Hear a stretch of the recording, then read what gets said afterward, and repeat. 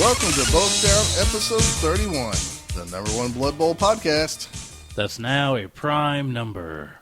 It's prime number 31. You know, I was really looking back, and prime numbers aren't that rare in the numbers that we've done. No, not yet. Yeah, It'll happen later where they become more and more rare. Sure. Yeah, if we get to hundreds, and then... Well, 51 yeah, is going to be prime. More math than you ever wanted in a Blood Bowl podcast. Yes. I am Scott Prime. And there's Kilowoggy. Steve Kilowoggy. Steve Kilowoggy, indeed. What's up, man? Nothing. Watching for tornadoes, so that's fun. It is a typical night in May in Oklahoma. May in Oklahoma sucks. Anytime that it's kind of nice during the day, it's going to be bad at night. No, it's like when it's unusually hot. Well, that's what I mean. But a lot of people would call that nice because it was a hot day. They could go outside and stuff. I would not call it nice because it was like, I don't know, just a weird steamy thing. Mm-hmm. And you go outside and the sky's like a weird yellowish. You know it's going to rain. And they're like, you know it's coming at some point, but the sky's clear. And it's like, we're going to have tornadoes tonight. And sure enough, there's... Luckily, nothing near us right now. A couple counties away, they issued a tornado watch as we record. If the sirens go off, we at least have a new shelter that we can go to, which is, 20 feet away? Yes, the Ginger House now has a storm shelter where hopefully it will just ward off tornadoes where, 10, 15 years from now, I've never had to even go into my storm shelter. Such a waste of money. Yeah, so hopefully I can gripe about that. Yeah, that'd be great. But, yes, there is a storm shelter in the Ginger household. These guys came out, and I know this is not Blood Bowl related, but it is, since we lived through all these other ones. Yeah, since we talked about on the last time. These guys came out, and I got a storm shelter that actually goes into the garage. So all we have to do is walk out to the garage and pull back this panel, and we can go down into it. They brought this, crane crater, this thing just to dig out. I mean, it was awesome. There's two guys. They showed up at 1:05, and they were finished by 2:38. Jeez. And I have pictures of it and everything. They take this saw. They chop up the concrete. They make it like a big square. Mm-hmm. And they have this crane arm thing that comes in there, and it digs it out and puts it in the back of a big truck. And they dig the hole, and they drop the shelter in the hole, and they put cement around it, I guess. And then, boom, they're done. Just that simple. Just that simple. They said, you have to wait 5 days before it's tornado safe or something. I guess for the concrete to settle. Yeah. And everything. So we have a storm shelter, I think, that fits supposedly 8. So it's just barely big enough for me, Steve, and my girls. No, it's plenty big. I mean, we can take away the stairs and... I joke about our weight. That's what I'm getting at. I see, because we're fat. Right. I gotcha. That's humor. And your kids are fat. Not yet, but... Actually, they're not. Potentially they could be, though. Yeah. Since their parents are fat. Yeah. So, I'll have to watch their diet now, or I'm going to have fat kids. You do a good job of that. I try. So, what's been going on in the Blood Bowl world for you, buddy? You just decimated my Lizard Man team. And I rarely use the word decimated because it should mean what it means, take an army to 1/10 its strength. But you pretty much did. Okay, he not kind of... quite. You killed a Saurus and a Skink, and he made my Croxagore and another Skink miss next game. Okay, but what was the score of the game? It's 2-2. Who was winning until the very last play? Me. Yeah. Yeah. I still should have won, but frustrated in that game. Yeah. Because... It's hard going up against 7 people with 4 strength and more. Yeah, it's that, and I played that team before, and you kicked my butt the last time we played in a preseason tournament matchup. You don't even remember that, do you? Not really, no. In the Alcorn Cup, we actually faced each other, and you beat me then. It was really 2-0. I think I scored on the last play to make it 2-1. I mean, it was a butt kicking on the field. Yeah. And the first 4 plays, so you had some bad luck, and I capitalized on it, and I felt in control. Well, I was trying to go after your Claw guy, because you had a Chaos Warrior with Claws. And Mighty Blow. And Mighty Blow. So I knew that he was my biggest threat against the Saurai. And I threw a couple of fouls, and it just wasn't doing anything. I tried multi-block with my big guy, and he decided to double both down and fail his loner. It's just like, ugh. So by doing that, instead of focusing on the ball like I normally do, I focused on that guy, which allows you to score. And then you came back, though. There was enough time in the first half. You scored really easy. The throw the rock guy didn't help. That guy's returned in season 8. But he didn't kill somebody this time. I know, but I was scared. Every time, week 8 of our seasons, this throw the rock guy shows up. I'm going to call him Little David because he's using his sling to kill people. I got one. Boom, gone. Yeah. And then the second half, I used all 4 rerolls in the first 4 turns. And I used all 3 of mine the first 3 turns of the first half. First half, yeah. Yeah, I didn't even think about that. But, it's just how it goes. So, I got lucky to tie it, you're right, even though I dominated, like, injuries on the field. Yeah. I couldn't do anything else. I didn't get any casualties. I really wish I would have hurt Little Snap or that other little stupid skink you have with a +1 strength and a +1 move. Oh, Damata? Yeah. Yeah. That guy. Ooh. Yeah, I think I only helped you, though, in a lot of ways. Yeah. I know you say I didn't, but I think I brought your team value down because... Get more inducements against Sarges. You're going to have more inducements against the Pro Elves. Yeah. Who don't have a deep bench. Mm-hmm. And they're not going to look to knock you around. Like, no, if I get a wizard out of it, I mean, that's huge. You're definitely going to get at least a wizard. Yeah. So I feel like I've helped you maybe more than I hurt you. It's possible. So... But you've been playing a lot of Blood Bowl lately. I have. You got a new computer. Oh, we're going to talk about that here? What? I didn't want the world to know that. Okay, well, Scott did not get a new computer. I didn't want so he has not been getting a lot of cyanide action in. The truth is I've had a new computer for probably 6 weeks. Yeah. And I just got it set up this week. It's crazy. Because every time I've wanted to set up the computer, if you're in a divorced family, you know how you don't want to like spend crazy money on something and the other one find out about it even though it's none of their business. Mm-hmm. And I just didn't. I mean, my children come over all the time and tell us stupid things mommy does or money she spends. And so, I already had the money set aside to buy a new computer. So I made sure to do that because, I wanted to do this like 4 years ago. And yeah. The ex-wife has always done something to prevent this. So, I got a new computer. It's not a great computer, but it's a lot better computer. It's probably better than mine. It probably is. And I got the Blood Bowl Cyanide game. Finally. Yay! 4 years too late. Yeah. Or so. For like 6 months and then 2 will come out. Well, if it comes out, it comes out. But you know what? I've been playing it. On medium campaign? I've been playing on medium campaign because I took an Underworld team. Yeah. And overall, it's still pretty fun. I think there's a lot of graphics that move all the time that really don't have a need to move. But I know that shows the dynamics of it. Right. Yeah.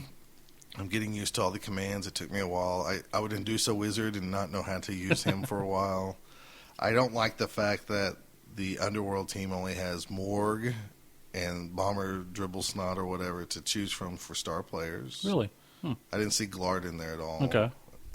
He's one of my favorites, or Fletch Glitch, the Skaven ball and chain guy. So, other than that, no real complaints right now, except I need to learn to tell it to blitz instead of... I tied a game because I didn't use the command key to say blitz. Instead, I was like, oh, it's obvious it's a blitz. And yeah. I clicked, and went, uh-oh. Pushed the guy away, and I realized I couldn't move. I think that might help you because then it kind of makes you think more about what you want to do. Because you have to do things in certain orders, like for the computer program. Mm-hmm. So then when you're playing the real game, you tend to do things and, go, I'm going to blitz here, or, I mean, it's obvious. You can't, once you tell the computer I'm going to block, you can't go, oh, well, I meant to blitz, right? And the other guy goes, oh, sure. Like, no, I don't know what the hell you're talking about. Nope, you said block. So, I've been playing the campaign. I won I think it's called the Clean Cup. I guess that's the first one you play in. Did you beat Mr. Clean? No, I beat this halfling team in the finals. Oh, okay. It was pretty awesome. I played probably more games than I should for only having that for about 2 days now. I think I've logged in about 9 games, and Yeah. the AI on that's not real smart. Like I said, I'm playing with the Underworld team. I get beat up, and I still somehow manage to win. So I've only tied the 1 game. That's because of my mistake. Played some Fumble, playing in my Fumble NFL League thing with Jeffro and his boys, and I'm telling you what, I'm sick of it. Fumble sucks, doesn't it? I know a lot of people play it, and a lot of people have love for it, and I understand that. I totally can't understand the love for play it. You know, without getting into semantics about the dice generator and stuff like that, I don't know if it's because I hear the dice roll and it shows the little graphic of them rolling, or if the dice generator is just different on the Cyanide game. I just seem to not roll consistently bad as I do in the other. I would say in Cyanide, maybe it's it just only feels like the dice control the dice. It doesn't feel like there's some behind-the-scenes randomness that's controlling how the game goes. Okay. And in Fumble, I get that.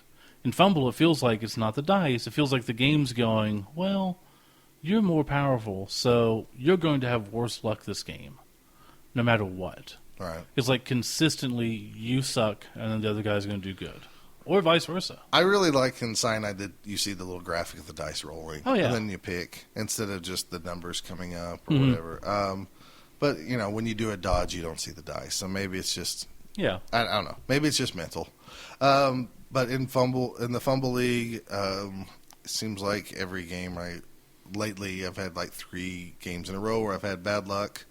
The good news is I've actually, the scores that the people who beat me the second time beat me far worse the first time. So maybe I'm improving. Maybe they're being soft on me. I don't know. Regardless, that league's really close to wrapped up. I got a couple games left, and so Yeah. I've been playing a lot of Blood Bowl. Besides that, Good. went down to Rock Cup in Texas. So Well, that'll lead into what we're talking about this episode, won't it? that's right. We're going to cover in our first segment. We're going to cover the road to Rock Cup and just the whole journey from how we got there. And By we, you mean you and not me. Well, I went with a we, so You took your Wii with you? definitely I always take it with me. Oh, okay. He goes everywhere I go. Sometimes he's in control.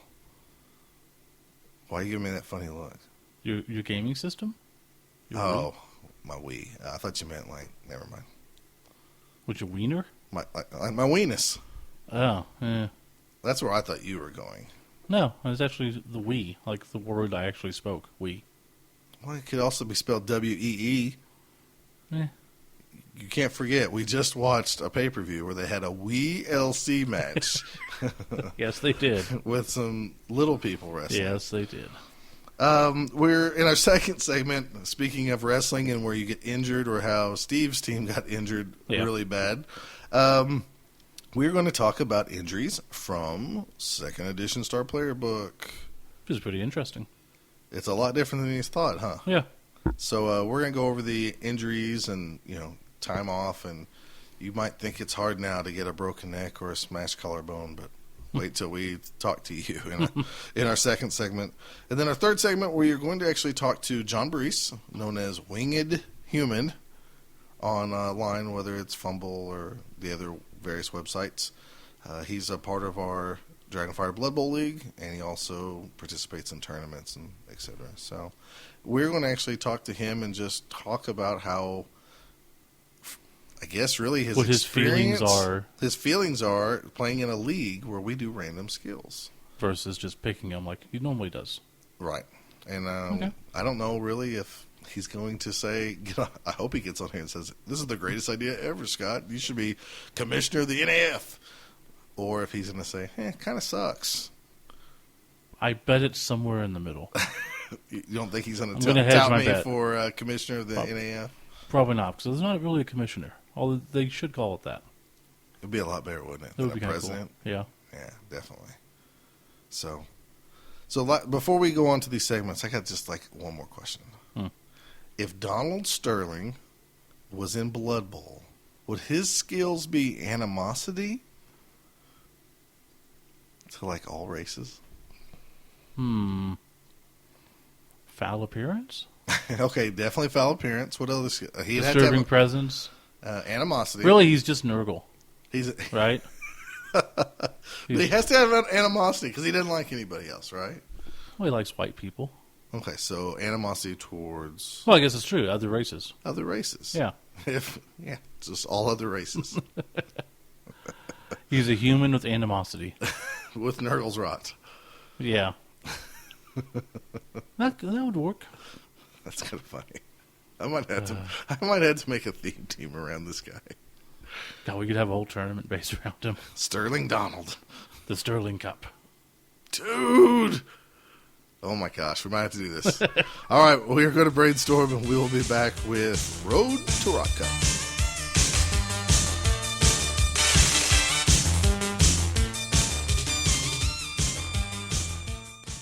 Both Down is brought to you by Wizards Asylum, your premier source for comics and games in Norman, Oklahoma. Check them out online at their new home, wizardsnorman.com.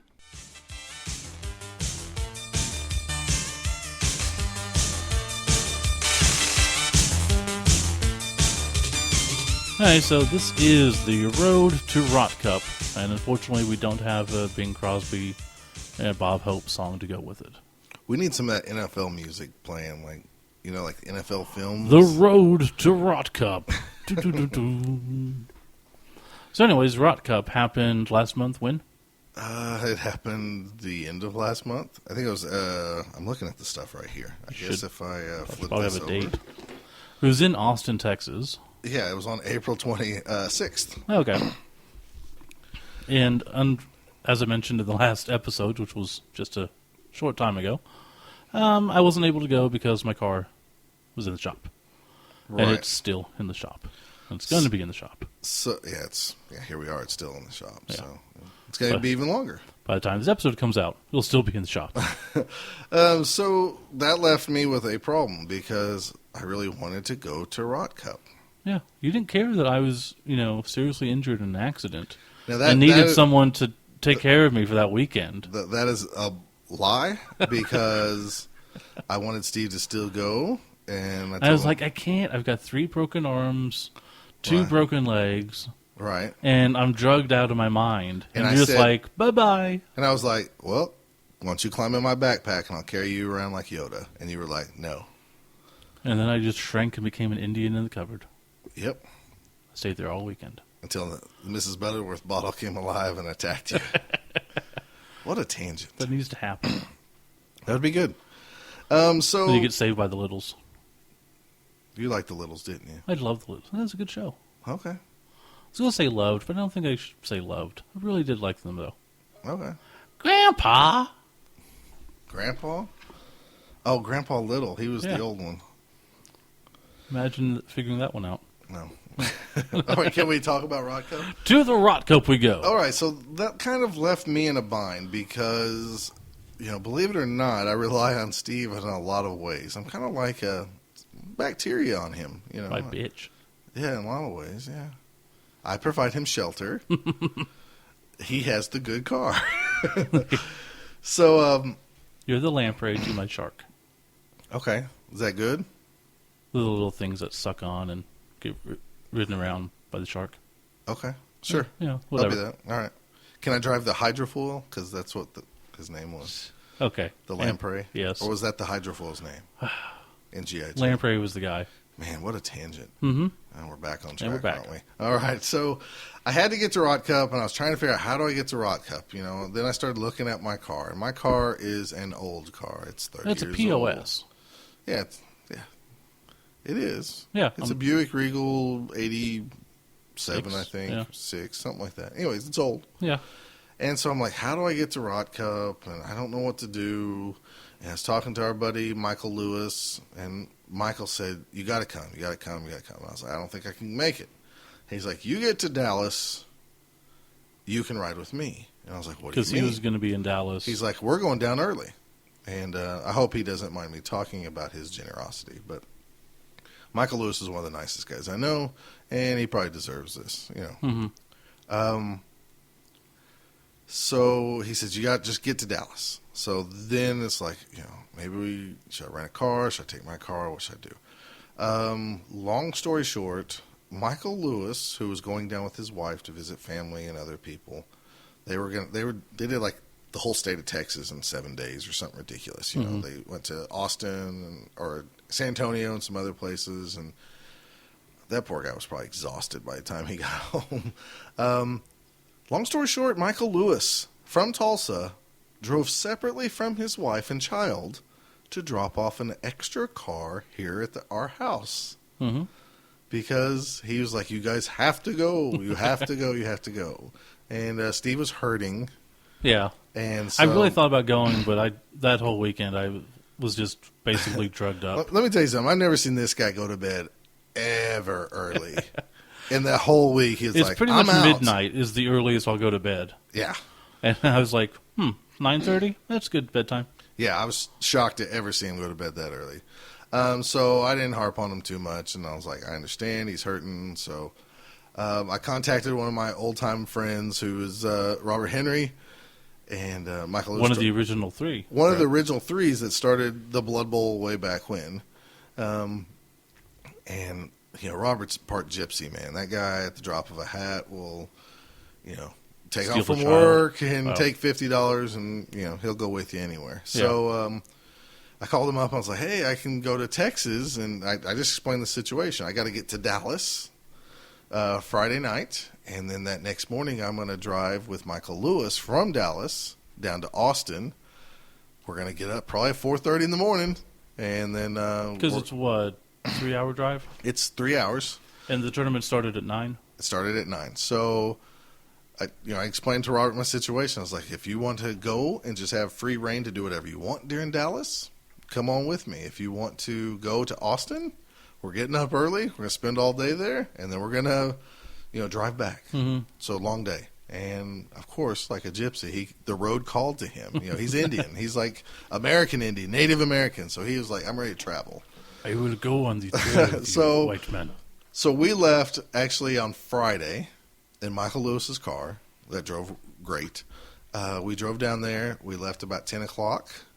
We stopped at the casino down next to the Texas-Oklahoma border. Had some pretty good luck there. The world's largest casino now, I think. Oh, really? Square footage-wise. Okay. It's either the third or largest. I can't remember. Okay, well, it's called WinStar. It's huge. It's giant. Huge. There's all sorts of concerts there and everything else. So we hung out there. Then we went ahead and had lunch there. Then we drove on down. Well, Steve has been touting this place called Madness Comics. And he described it Plano, as Texas. What? It's a grocery store, and it's like a comic store and a grocery store. It's basically like a comic store and game store. The best you can think of took over a grocery store. And so you hear this, and you think of this in your head and think, okay, well, it can't be that great. Right. It'll be like laminated floors or bad lighting. Or, you know, it's going to be like a flea market booth. And, you know, it might have a lot of space, but it can't be nice. Yeah. So at the last second, we decided let's take 30 extra minutes out of our trip and swing over to Plano. And it was about, now it's about 5:30. So we're thinking, well, we'll miss the Dallas traffic because we're going to stay an hour, maybe at most. Yeah. Well, we pull up, this thing is like huge. It's like a grocery store full of, it's like a super nice comic store. Yes. And I can't explain this enough. And whatever I say, it's not going to help you understand how good this comic place is. Because essentially, like I said, it's a grocery store as they took over. Because I've been going there because they're right by my brother's house. I've been going there since they were in a smaller store than Wizards. They moved across the street and got a bigger store and had a separate gaming area. I thought that was really cool. And then I went back a couple of times ago, and they got this giant new location. You walk in, there's a giant counter in front of you. To the left is just probably 5 rows of comic book boxes with shirts above them and stuff. And then new comics all along the wall. And then just shelves after shelf after shelf of TBB and toys. And to the right side is all the gaming. And they literally have enough gaming area to seat 300 people for Magic on a Friday. Oh, probably so. Yeah. Whatever I say, don't believe me. Go see it yourself because you're not going to believe it. I mean, we wasted We were only going to stay till 6:30. We got out of there, I think, at 8:30. Yeah. It was crazy. I had like $200 worth of games. Like, I got to buy this. And they had games like for all, oh, this is made for 6-year-olds. I have a 7-year-old. This would be perfect, or this and that. Oh, and they had a whole separate checkout counter for the card games. Oh, yeah. It was, and they were completely staffed. Everybody there was nice. And had at least 10 people working. And they almost were so nice they were annoying. Because, like, we stayed so long, I got asked about 50 billion times if they could help me find something. Mm-hmm. And, if I needed something, they found it. And, I mean, it was just incredible. There was stuff I'd never seen before. Giant Takinoko set. The giant Takinoko set from, I think it's Gen Con. They had that, and they had, just so much. And some trades have been out of print for a while they had in stock. I mean, I couldn't tell you the last time I spent over $100 in a store, but I did. And I probably could have spent double very easily. Luckily, I started checking Game Board Geek on games, and if they got a so-so rating, I didn't buy picking it up and stuff. So that was cool in itself. I mean, already I was happy with the trip, and it really reminded me of what me and Robert used to do. Like I told him, it's just like we're 14 again, except my dad's not here waiting in the car asleep. Mm-hmm. But that's exactly what it felt like. So after that, we had half-price books because Robert's really big time into half-price books and finding these gems, I guess, that are in half-price books. But so we had a couple of those, and then we had some In-N-Out Burger, and the French fries suck. The burger is okay. The milkshakes are amazing. Milkshakes are great. Because they're the old McDonald's milkshakes. Yeah. They're awesome. But, I mean, it's probably a California thing because they're not used to having good hamburgers out there. But, yeah, it's nothing special. Yeah, so we ate that, and then, so now it's like, I think 10:30 at night. Now, I plan to go to bed at like 9 o'clock at night because I'm going to get up tomorrow at 4:30. Yeah, getting up at 4:30 sucks. So it's now like 10:30, and we're 10 miles away. And so we get on this little highway, and of course it's Texas, so everything is under construction. Mm-hmm. And this highway is a gridlock. As soon as we get through this quick little whip around, boom, boom, boom, dead stop. Jeez. 10 miles, about an hour and a half. Ugh.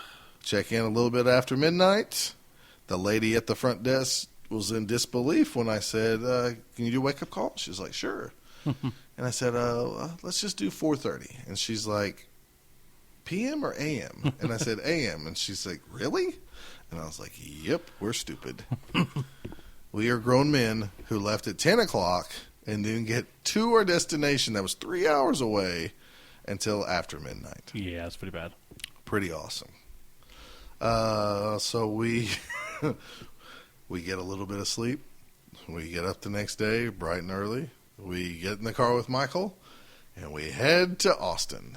And really, I can't remember any of the trip there because I don't think I ever fell asleep, but obviously I did. Yeah. I remember stopping at some truck gas station and peeing and teasing Michael while we peed, and then I fell back asleep. And then we got to Rock Cup. I saw Kent, was the first person I saw, and I immediately solicited him for sex. Yeah. Did he do it? No, but I think if I pressed it, he might have. I don't know if that means he's hard up for money or just hard up for you. No, it was just funny. He was outside. We were like, hey, baby, and all this stuff. So first person we saw was Kent. And we went into Rock Cup, and it was in this nice little room at the hotel. Yeah. And it was nice layout. I don't know what else to say except for that.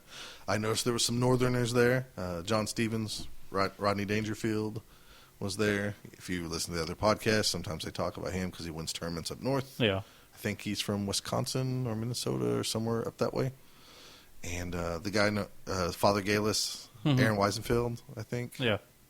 He was there. They came down. They were friends with our boy Nathan, who painted the Scotling team for us at Oklahoma Bowl. So shook hands, everything with everybody, and then the game started. So what else do you want to know? Nothing. I didn't want to know anything. Okay. But I assume the listeners want to know. So if you would like to regale us with your doing it and adventures and blah, blah, blah, blah, blah. Oh, really? You're going to be one of those guys? Huh? Fine. I just won't talk anymore. Okay, we'll come back with the injuries. Well, actually, you know all about that. So we'll come back. No, because it's you're going to talk to John. Well, we're just done for the episode. No. Dude, I'm like Johnny P. I love to talk. All right, so before I get into the tournament itself, do you want to know what team I took? Oh yeah, we didn't cover that. I'm like, didn't we just cover that last episode? No, we didn't. No, we thought about it, but no. What team did you take? All right, so I commissioned Nathan to paint a team for me, and this really has nothing to do with it. I guess I just wanted to play it, but I got this team back in the mail from Nathan, which was a necromantic team. Yeah. I thought you're not going to help me out here. You're not going to be excited. Anyways, it was a cool necromantic team that Nathan put together. I was excited You to can play just talk without me interjecting. It's fine. This is supposed to be a podcast with two gingers, not one supreme one Okay. and one beta one. I know, but you can be the supreme one sometimes. I'm just teasing you. All right, so this is the first tournament I've ever taken a team to that I usually when I take a team to the tournament, I already have ideas of if I ever played them in the league, this is going to be the team name, this is the theme, and everything else. This time, this is the first time I just picked a team. I struggled. What am I going to if I'm going to take this team? It's going to be whatever team I use for the league. Well, Okay. I didn't do it this time, so I went back to second edition, and there was a team called the West Side Werewolves, which was an all werewolf team, and there was a team called the Brunder Grimjacks, Yeah. and they're human or undead or they have Frankenstein on them, so that's where our flesh golem comes from. And the West Side team is where our werewolves come from. So I combined these two and combined them into the West Side Grimjacks. Okay. And then I was like, well, okay, so that's not much of a theme, so I'm going to go through our league and find out every dead player I can find to use for my necromantic undead team. Nice. So I actually was searching human teams for blitzers so they could be the whites, and I'm like, that's too easy. There was enough undead teams and necromantic teams that maybe I can find those same races where people actually died and didn't So you regenerate. had to find a dead undead? Right. So I actually managed to come up with a whole team. Now, the reason I also used the Brunder Grimjacks is because Nathan, when he painted my team, added a coach miniature. Do you remember that? Yeah. The little guest-looking guy Yeah, with the whistle real around awesome. his neck. Mm-hmm. So I came up with this theme because in our Dragonfire Blood Bowl league, Delzine gets eaten by the Little losing team? by the losing team, and that's how the third place cup gets called the Delzine Cup. And he was an assistant coach and everything. Well, somebody buries his whistle. And he raises up as a ghost, who's a necromantic ghost. And he used to assist the Brunder Grimjacks. So that's where I got that. Okay. So he was my coach, and he re-raised all these undead people. So I had a white from Alan's old team, Abracadaver. One of the better names. I had Captain Cujo Cutler, the white from my Gregor Shockers from this Okay. season, who I think you killed in a game. Sounds of like some me. sort. I think these are Alan's players. Ben Deadlong is his last Yeah. name. Abe Gavoda. Abe Gavoda. Yeah, those Yeah. are my ghouls. They actually really died, so I used them. Abe Gavoda. I mean, he died twice because he died and then we replaced him with Ed Vigoda Jr. Okay, and then he died again. Abe Vigoda Jr. Sorry. And so then for the werewolf, there was no dead werewolves. And then, how we always have Wilhelm Cheney on here, and he has our brother named Vilmer. So I reached out to the network of, werewolves free agents, and I didn't know they had a brother named Rudolph. So Rudolph Cheney was my werewolf. Okay. He's the lesser-known Cheney brother, and I guess he doesn't follow the footsteps of Dickerish. Is that a real word? It is now. As the other Cheneys, because I hate them. In the long-standing halls of Dickerism, the Cheneys stand alone. There you go. And, of course, I wanted to use Frankenstein because I had the old second edition model Yeah. for the flesh golem, and I only had one flesh golem. So I used Frankenstein as my flesh golem. And then I used Roddy Startooth, which was the star player allowed for Rock Cup. Yeah. He's a beast man, like a neural beast man with foul appearance, frenzy, and block, I believe. I think he was only 120 or Yeah, 130. he was a steal. He was a real steal. So I definitely wanted to use the tournament theme with this necromantic team. And then, of course, I had, I don't know the company that makes the zombie models that are different races. Like the dwarf, the frogman, the lizard, the skaven. Is that Comicius? It's not Comixinos. Gaspin Arts, Grebo? Okay, I think it is Grebo. So they have all the different because we got zombies. them the same time that I got my Voldemarians. Okay. So I wanted to use those guys and actually use the different zombies. Mm-hmm. So I found a Fat Steel Killer. He was a dwarf from Season 1 who died in his first preseason game. So he was the first death? He was the first death. And I think it was, at the time, we didn't have the dwarves play the goblins. I think it was to Halfling. I think he rolled double skulls and then got injured and died. Because I remember the first game of the season, my dwarves were down a man. I had a journeyman because they couldn't get enough money. So Fat Steel Killer returned as a dwarf zombie. Sabato the Plump, which was a skink that died very early on, which was named after a fat chick at work. Oh, very classy. Hey, this show's all about class, right? Pestilence Whiskers the Third, which is a Skaven zombie. Nathan asked me, he loved that name. He's like, where's the other ones? And I was like, there was no Pestilence. That was his, grandpa. Well, what about Pestilence Whiskers the Second? That was his dad. Yeah. Oh, so he's the third one? Well, he's the third one, but I just didn't rename this guy 3 times in a row the same thing. You know how some people have, have Al Green, and then he dies, and it was Al Green 2. Mm-hmm. Well, the next player's Al Green 3. I didn't do that with this No, guy. no. So, and then Wesley Welkerstein from the Patriarchs. Mm-hmm. He's on there as a human zombie, and then Veely Death Smasher, who died 3 days before. The most recent death. Yes, he was a great Orc Blitzer who died. Was. And which was sad that he died. But no, it wasn't. Because I have to face those orcs. He's dead, and so I immediately added him to the team. So I was really happy about that. So that was my team. That was my West Side Grimjacks. And first round, I start on table 1. Table 1 against... First round, I'm going to say means nothing. Kinda. But it's still cool. So, first round, table 1, Scott Hess. Okay. Scott Hess beat me really bad at... Scott Hess from Oklahoma City. Yeah, from Oklahoma City. Who... you drove all the way to Texas to play. I'm fine with that. Yeah, it happens. It was random, so it happens. He beat me first round in the Spiky Cup with his dwarf team. He had Chaos Dwarves this time. And so I was like, oh boy, here we go again, Chaos Dwarves. Well, luckily he's never played Chaos Dwarves, so I'm not saying that affected a lot of stuff, but if you're not used to a team, it does affect a lot of stuff. So what you're saying is I need to play them before I... Play them. Well, I do this all the time. I've never played necromantic teams, so it's true. So we face off. It's, I think, it's gonna be 1-0. No, that's wrong.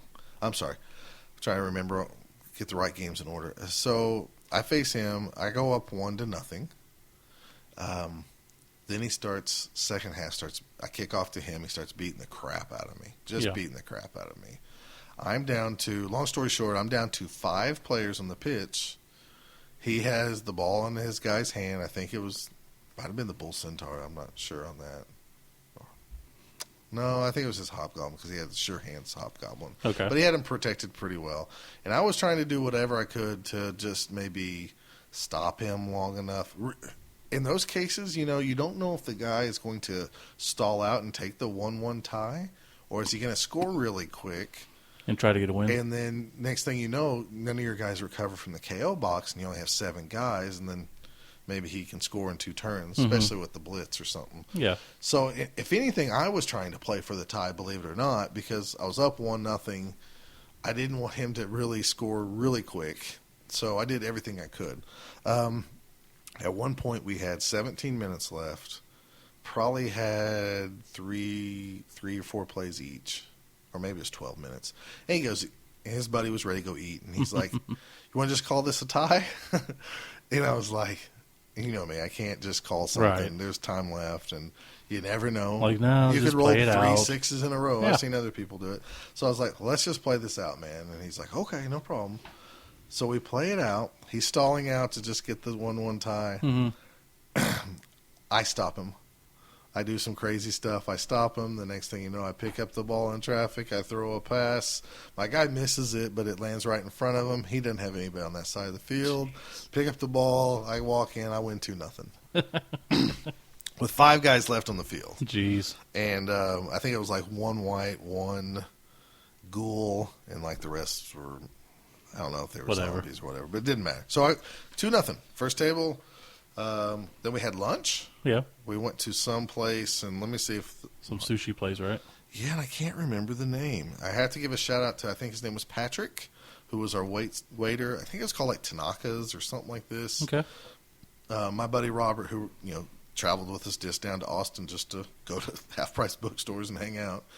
He said, there's a Chinese buffet over here. So we go in there, and it's like a restaurant. Like, they give you a wine menu, and we're like, uh-oh, we're in trouble. So much for eating cheap. Yeah. In hindsight, it was one of the best meals I've had ever at any tournament. Because we went in, they had like a lunch special, they had sushi rolls. I was like, screw it, I feel adventurous, let's do some sushi. And, believe it or not, they had like salmon sushi rolls and tuna and stuff, and I had some raw fish, and it was really good. I mean, really good. Like, I hope Rock Cup's in the same location. I hope we go back to this restaurant. If it's not in the same location, I hope we go to this restaurant. The lunch specials were really good. It was only about $15. It had good soup and everything. Anyways, he was really interested in why we were down there and what we were playing. And so we told him about the podcast and everything else. He's like, I had to check this out. So if he's listening. So, Patrick, here's your shout-out I told you about. So much food at this sushi roll thing that I couldn't finish my plate. And I'm fat. Yeah. I'm fat. So we go back. Round 2, I had to face Nathan. Nathan has the Serengeti team, but they're really orcs. Okay. So these guys represent this and that. Big baboons is the black orcs. And the little muskrat or whatever. The meerkat is the goblin. I can see that. So I face off against Nathan. Really, I think I was going to do really well. I kicked off to him. I got the ball. I fear I'm in a great position because now Nathan has to make all these crazy rolls. I'm going to go up next turn. I'm going to score. I'm going to go up 1-0 in this half, and then next half I get the kickoff. I'll grind it out. I'm going to be fine. Okay. So this is what I thought. So playing Nathan, and we're talking, and he's like, all right, I guess I'm forced in this situation where I have to do this. So he calls out everything he's going to do. I'm going to take this goblin. I'm going to dodge through these 3 tackle zones. I'm going to go over here and base your guy with the ball by going for it twice. And then I'm going to take this guy, and he's going to dodge away, and then he's going to go for it twice. So he laid out like a 20-step plan. It really was about I think we counted it, and I want to say it was 13, but I'm unsure if it was 11 or 13. Okay. Dice rolls. So not just his movements, but and one of them was to knock my guy down, and then the ball's going to bounce forward, and it's going to go fall out of bounds, and then it's going to be thrown upfield, and then my guy's going to break away, pick it up, and then he's going to go for it, and he's going to throw it to this guy in traffic who's going to catch it and break all this stuff. I'll be damned if every roll he rolled, whether it was 11 or 13, all of them were above 4. Jeez. And all of them were just enough, whatever he needed. When he needed the 6, he got a 6. When he needed the 4 or better, he got the 4. He didn't have to use re-rolls. He got all these dice. He threw the pass. He caught the ball in the traffic. He knocked my guy down. The ball went out of bounds. It got thrown upfield. I was so mad. Furious, man. Yeah. Not at him, at Nuffle. Yes. So mad. So he goes up 1-0. And I'm like, well, crap. Long story short, I grinded out. I think I injured a couple of guys, have some breaks go my way. Yeah. And I managed to drag it out, tie 1-1. So I get a tie. Which isn't bad, I guess. But Well, it's better than a loss. And this was at table 2, so I dropped from table 1 to table 2. Next match, hold on a second here. Let me find my guy here. Because he was a really cool guy, too. His name, and I bet I don't even have it on here. His name is Azeroth the Faceless, I guess, because that's what his coach name is. My name is Azrael. Azrael Abyss. Okay, it doesn't have his name, and I really don't remember because I didn't write it down. I thought it was on here. Anyways, I played this guy who it was another Chaos Dwarf team. I'm like, great. Okay. The day of Chaos Dwarves. Yeah. So we play, we set up. Things are looking good for me once again. I feel like I'm in control. He does a few crazy things, knocks me out of bounds. Well, actually, no, that's not true. He doesn't do some crazy things. He does some smart things. I do the crazy thing. My problem all day so far at Rot Cup, even up to Game 3, is if Roddy was on the field and you put your guy close enough to the sidelines, in my brain, No, I'm going to push him out. I got to push him out. And if I push him out, he could be injured and gone. Right. And if I get numbers, that's going to help me out. It's probably worth trying that. It's probably trying to do that. You do tend to have that mentality. That's I like did one it. of your main things is you want to push people out of bounds. Because a lot of times in Blood Bowl, if you get numbers, it's a big No, deal. it is. I mean, it cost me last night when me and you played a game. It didn't cost me, but it messed up a few plays when I got obsessed with pushing a guy out of bounds. So my problem with Roddy is he loved to blitz, and he also loved to roll both down. Big fan of the show. Because he didn't want to push people out of bounds or knock people down. Mm-hmm. And so then I was always tempted, and I felt, well, I've committed this far. Yeah. I've wasted another player over here to, get the advantage or whatever, because it was to do a Bull Centaur, I believe. Mm-hmm.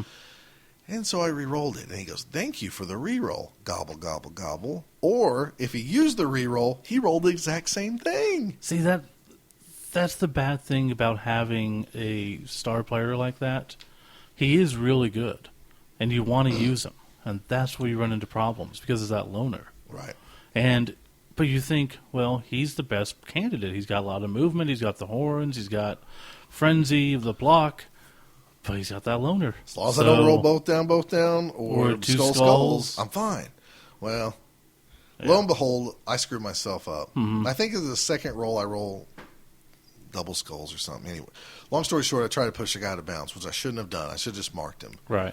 And it left me open up field because I didn't surround my guy yet, because I was going to do this first, and then I was going to do this one other thing. Mm-hmm.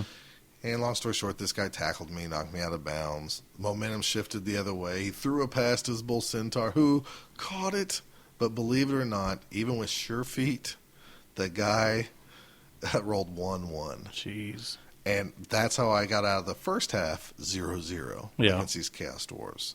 Now, my problem was I was kicking off to the Chaos Dwarves in this Game 3. Luckily, I set up blitz. And the ball's right in the middle. So I just take a chance, and I thought I way overcommitted. Mm-hmm. But I just took the chance that if I could get on him and take a chance and put the werewolf, I went through 2 tackle zones just to get right under the ball. Yeah. Paid off.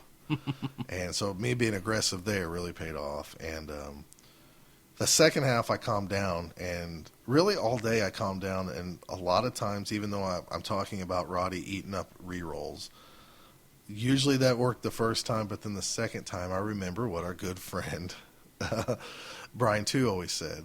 So many people re-roll a push. Yeah. When you need to save your re-rolls. And there's so many times I had re-rolls late in the game that maybe 2 tournaments ago or even last tournament I would probably wasted them a lot earlier. Yeah. So Brian 2's knowledge was in my head all day. Well, you have the desire to get up early.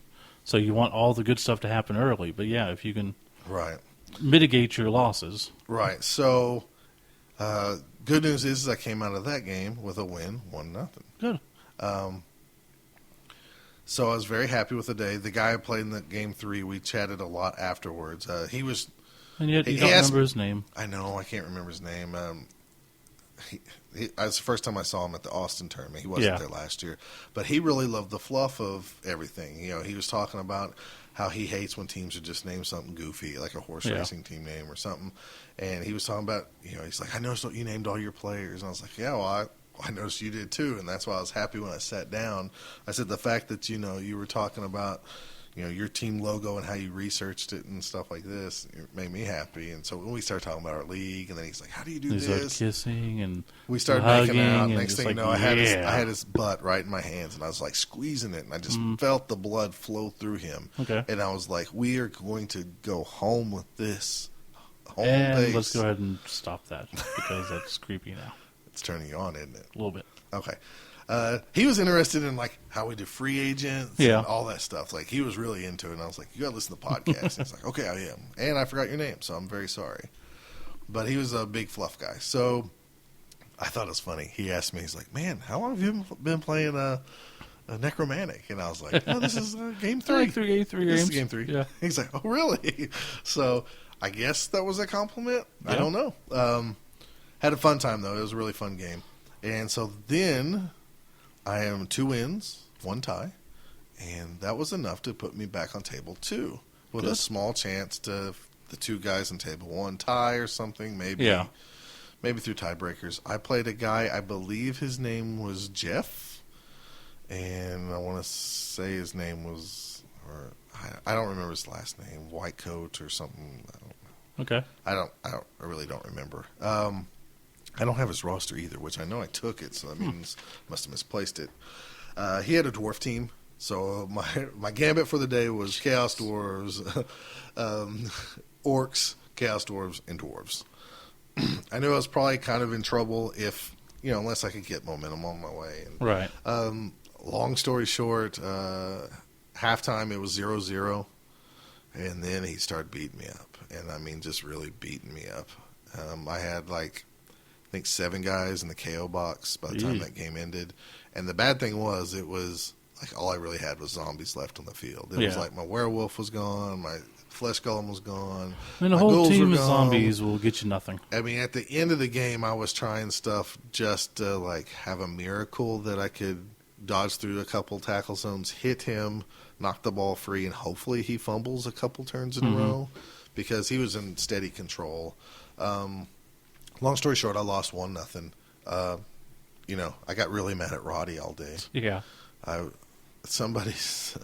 think it was Robert that said something like, I was saying this is bullshit, Roddy, or something like that. It was like the theme of the day that I was saying. So, yeah, I was like South Tom. God. And people from the North will know what that means. Yeah. No, I wasn't actually cursing at people. But Right. I was yelling at my players. So if you could do it, but okay, so let's just start off again. You went 2-1-1. 2-1-1. And what did that get you? I believe in the final standings, 5th or 4th place. Okay. I can't remember which. I want to say 5th. Okay. It's not too bad. So it was 5 It's not out of second 18. place. It's not second place. Yeah. It's not second place from Bugman's. It's not first place from Bugman's. Yeah. I did come off with the best defense award. Well, that's good. I only allowed 2 all day. Now, looking back, would you have taken, if you could do it over again, would you take Startooth? Roddy Startooth? Yeah. Or was he just a distraction? Let's see. Let's look at how much he was like 120, so I could have got a werewolf for the same price. As many times as I cursed him, and I told you pretty much all the bad stuff, because it was quite often that he didn't seem like he did great stuff, but there was times where he did do really good stuff. Okay. And, when Foul Appearance did work, it was awesome. His fan favorite alone probably made it worth it, because if there was any, brilliant coaching or cheerleaders, I already had that +1, even if I didn't have, That's true. from the other stuff. Yeah. So, going to Rot Cup, if he's still around next year, I'd probably play with him no matter what team he's on. Okay. Does he hurt you a little bit with Loner? Yeah, he does, but he helped just as much as he hurt. So, I mean, can't complain about that. Just kind of a wash. Yeah. So you take him again. I definitely would take him again. He's too good when he is good. Plus the theme. You know what? If I would have got out of my mind that I had to push out people, I would have played a lot better. And that's where I let the I got to have man advantage, Yeah. hurt me. Now, as many times as it hurt me, the opposite was true. I pushed a guy out and it helped me. Mm-hmm. But overall, I think that mentality hurt me throughout the day. Instead of just marking a guy, trying to push him out of bounds, and really concentrating and wasting your blitz on that. But, I can see that. sometimes we get a tunnel vision. But I was happy to get, best defense, got an award, finished, 5th out of 18. 18 is not bad. So, yeah, we had a good number of people, and it was a really fun event.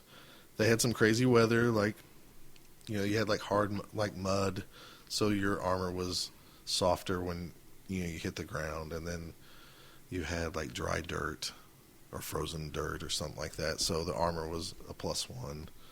So, it was nice. It was different, and looking forward to it again. I mean, Good. The only major complaint, if I have a complaint, and it wasn't anybody I played, is just the general thing of mark your players really clearly. This tournament also had every round you got a guy with foul appearance. Yeah. And if you won your game, it was random. And if you lost, you got to pick. So I think my first one was Vili Death Smasher, which was a zombie.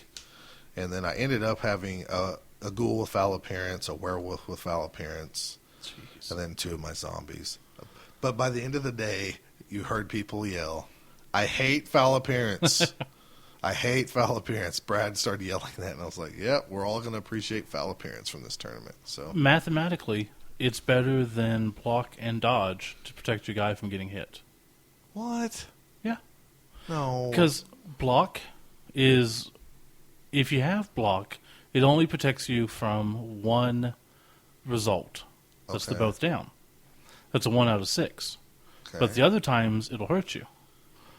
And now it's also that odds are diminished when there's 2 dice or 3 dice, because then it's a 1 out of 3. Anyways, I don't know how the math works, but if you have foul appearance, it's always a 1 out of 6 chance that they don't hit you at all.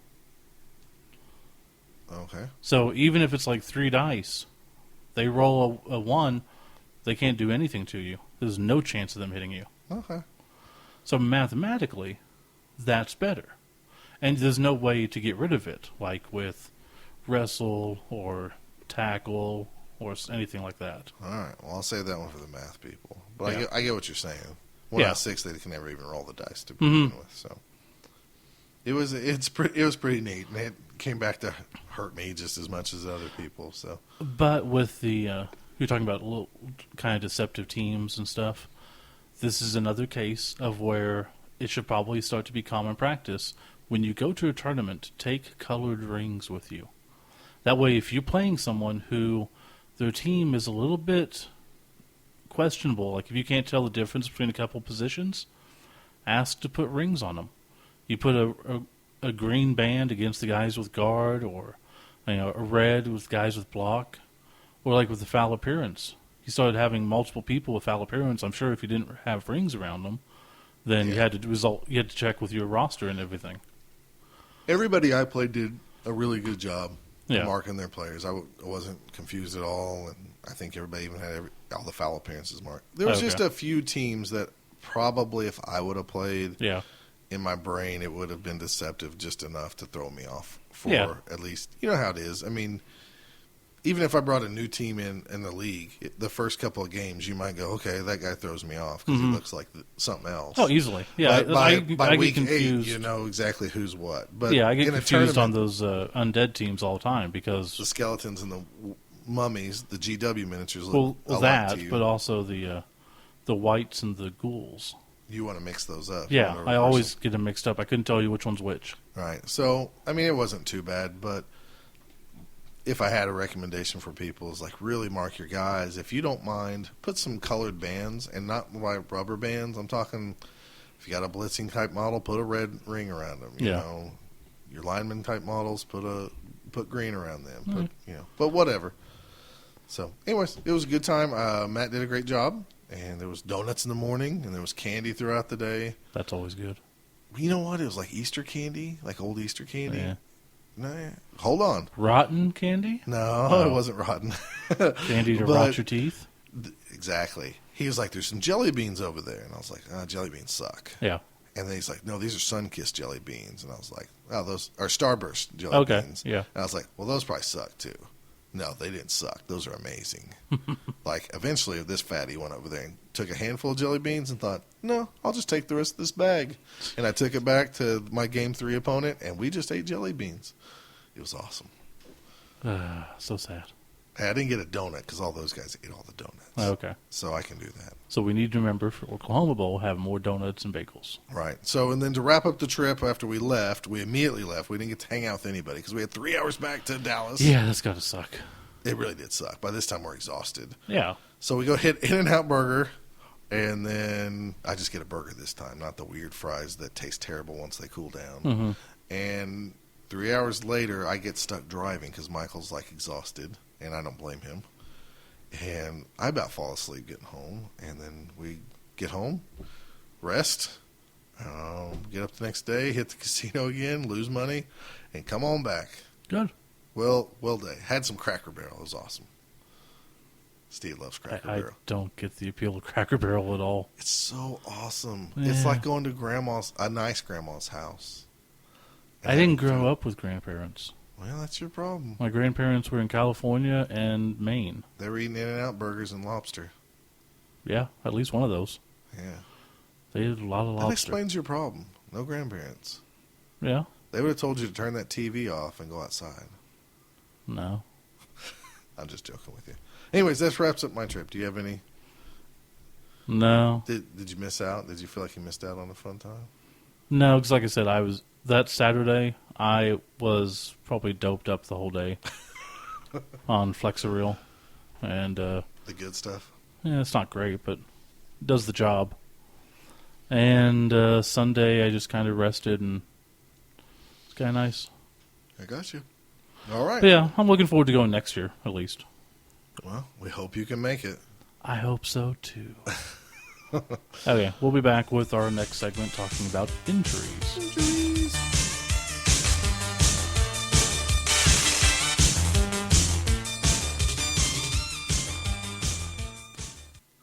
This is Morgan Thorg, Blood Bowl's greatest ogre blocker. You are listening to Both Down with Steve and Scott.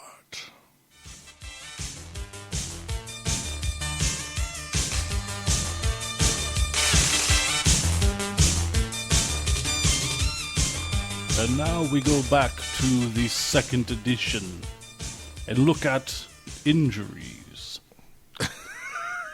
What is that? I don't know. Some crazy old man voice? Or are you a vampire?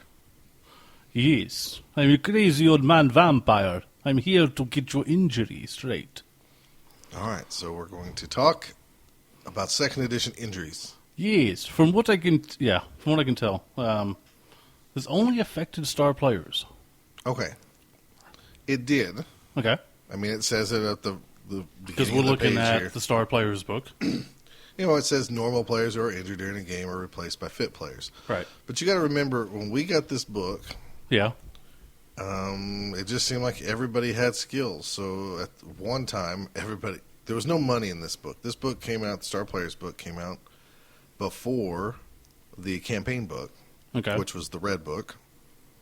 And that was the one with all the money, and you only have this much money to start a team. And Okay. this and that. So this one, you know, we just thought you can make, because there's a chart in here. This about- is more just like supplements for the original game. Right. And so we just thought, you know, we probably played it wrong, but we just thought everybody was a star player. If you wanted them to be, you just Right. roll in this chart. And so this was our injury table. And you got to remember, too, this book is called the Star Players book. So, of course, it's going to be the Star Players injury table as Right. well. Yeah. But these are more severe injuries for your team. It's a lot different. I wouldn't say a lot, but it's different enough that it justifies this segment. It is, I think it's a lot different. And just, you know. It can have a bigger impact, put it that way. Now, this version with Blood Bowl, when there's a casualty, you know, it can be, you know, 11, you know, what do? We roll a D6 and a D8, right? For the 6 is Yeah. the tens place, and the D8 is the ones place. And anything between an 11 to a 38. 38 is just badly hurt. You're just gone for the rest of the game. No big deal. Yeah. And then the 40s is you're going to have to miss next game. Right. And then the 50s are something permanently is affected. Right. Because niggling, armor reduction, movement reduction. Well, it's all the stat. Every stat has Armor, a reduction. But it's only how many games? Well, it's only for the next game. Right. Yeah. This one and the And next one. then in the 60s, it's dead. Yeah. Okay. Just straight up So in dead. second edition, you'd roll injuries, and if the injury wasn't dead, but it's still a casualty, So how would you get dead? Double sixes? double sixes, or like if you had Mighty Blow, it carried it to double six. So anytime So- you hit 12 or more. So like if You you hit kill somebody. 11 and you had Mighty Blow, Mhm. which turned it into a 12, so that guy's dead.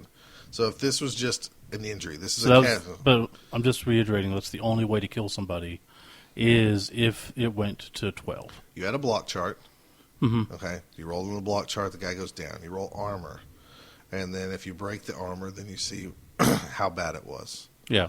And then you had KO or stunned. And, they had those little boxes on the side, and then you had casualty. So if it was Okay. in the casualty area, then you just waited till after the game to roll the injuries. You didn't roll them at the time, or at least we okay. didn't. I don't know if they're... Well, yeah, because I'm pretty sure, because it says at the end of every game you should roll Right. in the... And Which so is kind of... if you rolled 12s, or if you roll... Yeah. I injured you 10, but I have Mighty Blow 4, so that adds like 2 to Yeah. it. Then it would be 12, and that guy would die. Okay. Okay. But yeah, like, I don't have much experience with anything other than Blood Bowl, Games Workshop related, Mm-hmm. but we did play a little bit of Mordheim, and Mordheim was the same way. If someone got injured, you put him to the side, and at the end is when you rolled for the injuries. Yeah. So this is the same way. Right.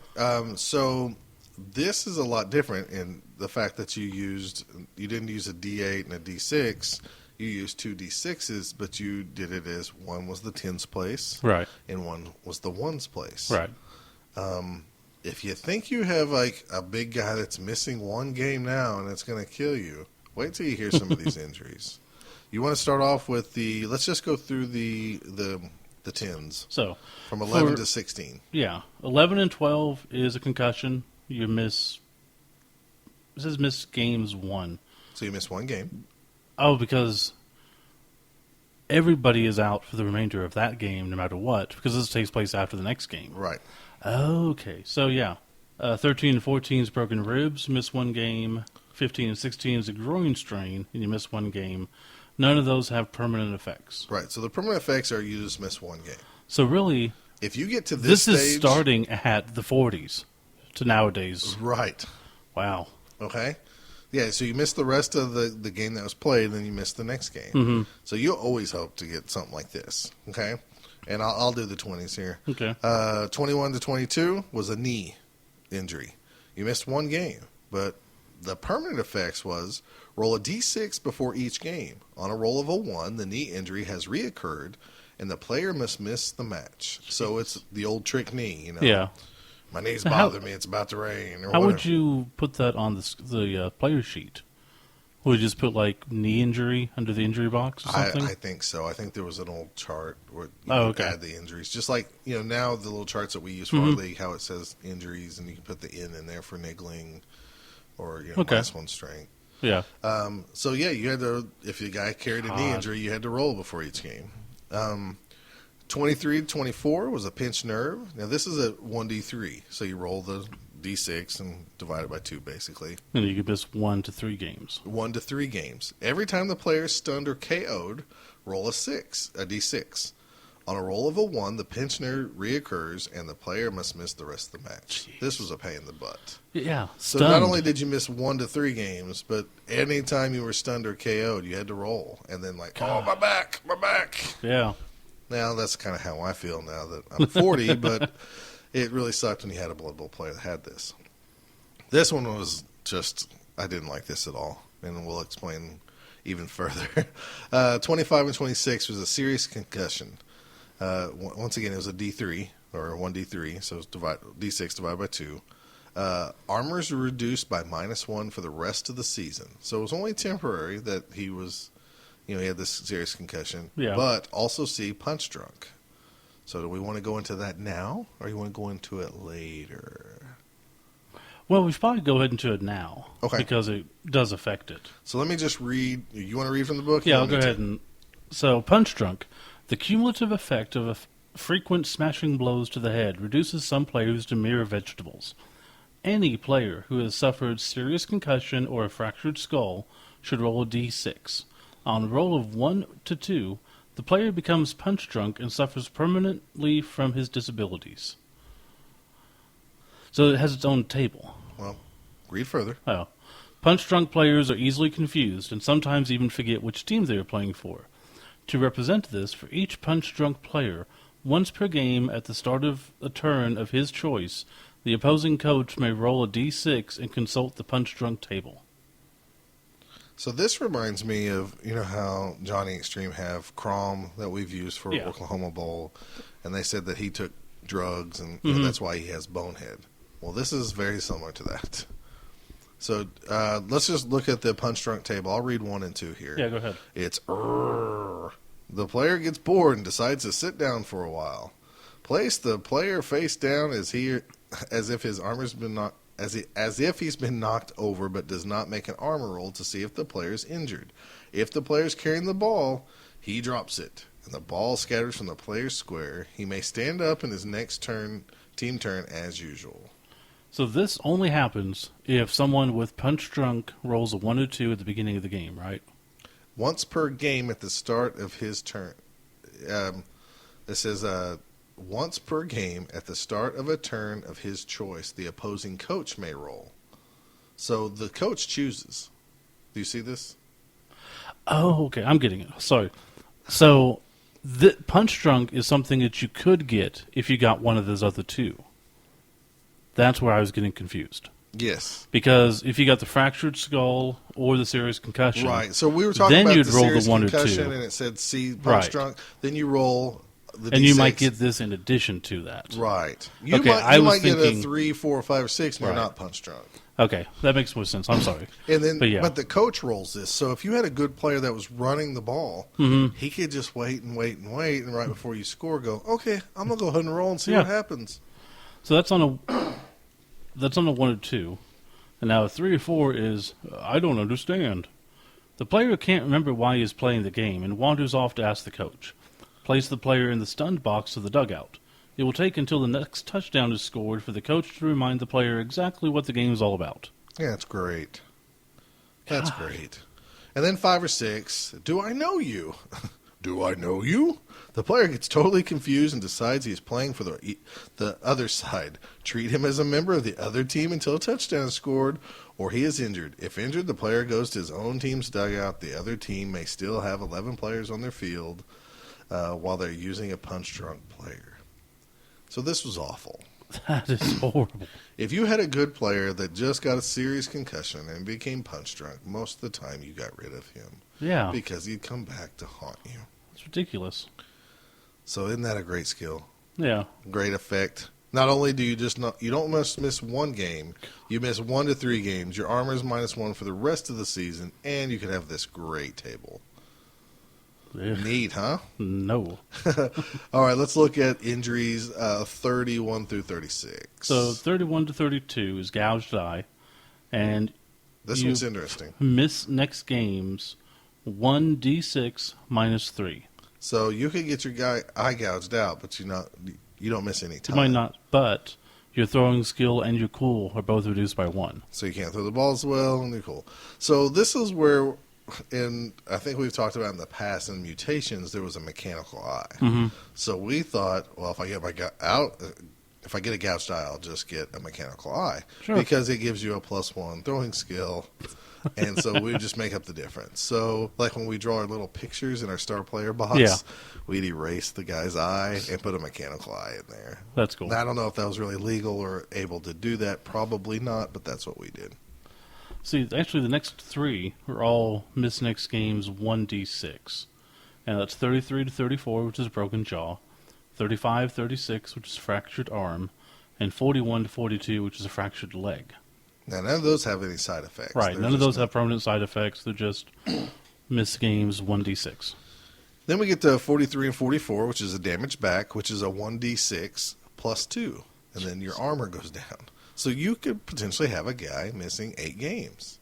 How many games were in a season? Now, this is when the rules said that there was the 40 teams and they played 16-game seasons like an NFL thing. Right. So, you could have a guy miss half the season from a damage back. It is realistic to football. I mean, it is. I mean, this is closer to football than, of course, the current version of Blood Bowl. Then 45 and 46 is a smashed hand. It's a D6 plus 2 as well. And your cool is -1, so you can't catch as well. Okay. Going on through here to the 50s, 51 through 52 is a broken arm. Still a 1d6 plus 2. And the player cannot throw the ball further than long range. So he breaks that arm. He cannot. Yeah. I don't know, Coach. I took 8 games off, but I'm still not as good as I used to be. I find this, and I always found this humorous back when we played 2nd edition. Yeah. A fraction arm is 1d6.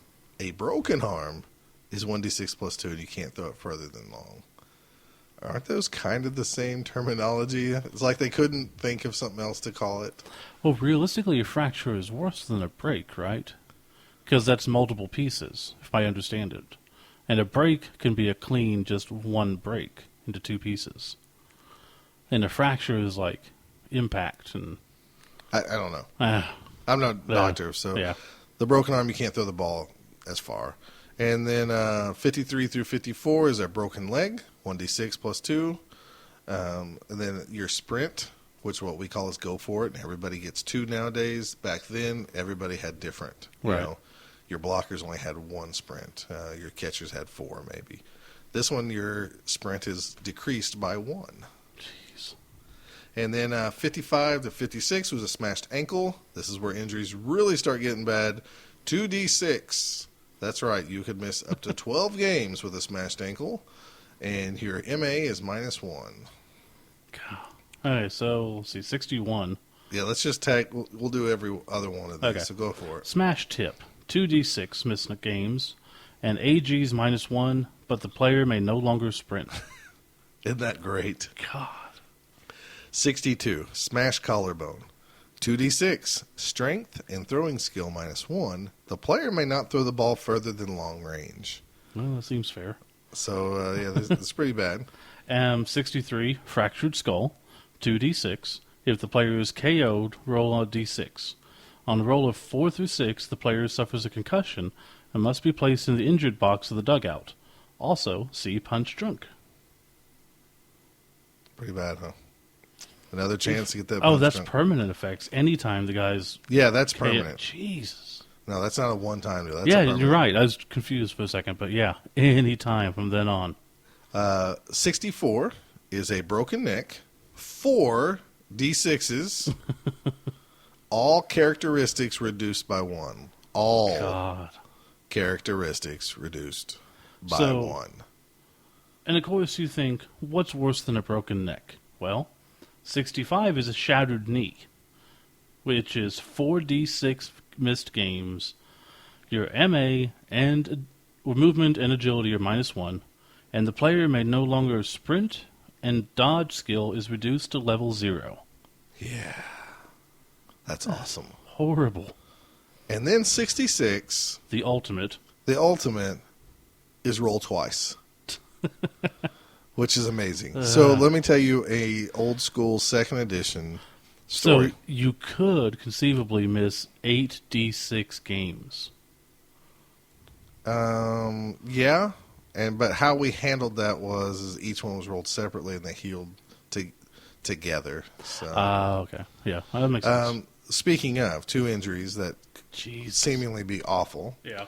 there was a player back. I'm going 2nd edition because I'm going to name some players that we have in our current incarnation of Blood Bowl. When Sears Mayfeather left the Everbold Unicorns way back when in 2nd edition, coached by my friend Gary, they were humans, not elves. They had this young catcher come up named Dylan McCabe. And Dylan McCabe, we rolled his stats up in the star player book, and he had a bunch of skills. And 2 of them was agility +2 and dodge. So he had 7 agility when you were trying to tackle him. Jeez. Now you think, oh, he can dodge anywhere. No. Back in 2nd edition, you compared agility to agility when you tackled. So a dwarf with a strength 5 only had agility 2. So if he was trying to tackle Dylan McCabe, he had -5 to his roll. Wow. That's just how it was. Huh. So halflings were good at tackling. They were not good at hitting. Okay. Yeah. So There's logic to that. So you needed the double 6s to like tackle this guy, because I remember my dwarf giants facing the Everbold unicorns, and because he won the kickoff and was the first player to 3, Yeah. he won the game because I could never tackle him, and it felt useless tackling somebody who had a -5. But I Jeez. thought I have to try. So Dylan McCabe, I think it's like week 13 or 14, and I can't remember who he's playing. But he never played defense. You know, in old 2nd edition, you could run players on the field as soon as somebody got injured. Mm-hmm. Gary, I guess, was not thinking straight, and some guys got injured, so he ran Dylan McCabe out on the field to, I think, try to tackle some guy and try to prevent the shutout or keep the shutout going or something. And I think it was an ogre of somebody's that just blitzed him and smashed him. And when we rolled injuries, because the catcher only had 2 strength and an ogre has, 7, so Yeah. it's a +5 on the block chart. Anyways, he got injured. He got a casualty. So, Gary's hoping for the best, that it's not too bad of an injury, and hopefully he'll have him back for the playoffs. But as we read, I mean, there's no good result in any of those. At the very least, you hope to get like a concussion, become Right. one game, and move on. Yeah. And it was getting close to playoffs, and we had extended playoffs, so Gary's team was going to make the playoffs and everything else. Dylan McCabe rolled a 66 on the injury chart. Yeah. Now, there's been many players that got a 66 and rolled a broken ribs and maybe a pinched nerve. So it's not too bad. You don't miss too much time. Mm-hmm. Dylan McCabe rolled, no joking, shattered knee and a broken neck. 65 and 64. Yes. Jeez. After the roll twice, he got those 2. So his agility went from 7 or 6 plus his dodge to a 4. His dodge went down to 0, and he wasn't moving so fast, and he could no longer sprint. And how many games do you miss? I can't remember how many games, but it was a god-awful amount of games. Did you carry it over to the next season, or was it just at the end of the season he was good? Well, we would have probably carried it over because that's how You didn't actually realistically do we were. yeah. But the season changed dramatically because we went from 40 teams down to half that the Yeah. second season. But yes, so instantly that guy was doomed and over with, and the Everbold Unicorns did go no further. Wow. So just like that, with the roll of 2 injuries, I mean, that guy was gone, and we just laughed about it. And, And Gary quit and cried. no, he didn't, but he wasn't real happy about it. But we all had guys who had those like crazy injuries, or Yeah. oh great, this guy's punch drunk, and then you try to play with him, and then as soon as he turns on you and starts hurting your own players, you're like, okay, I'm cutting that I guy. don't know why you would keep any of those people. Well, Surely.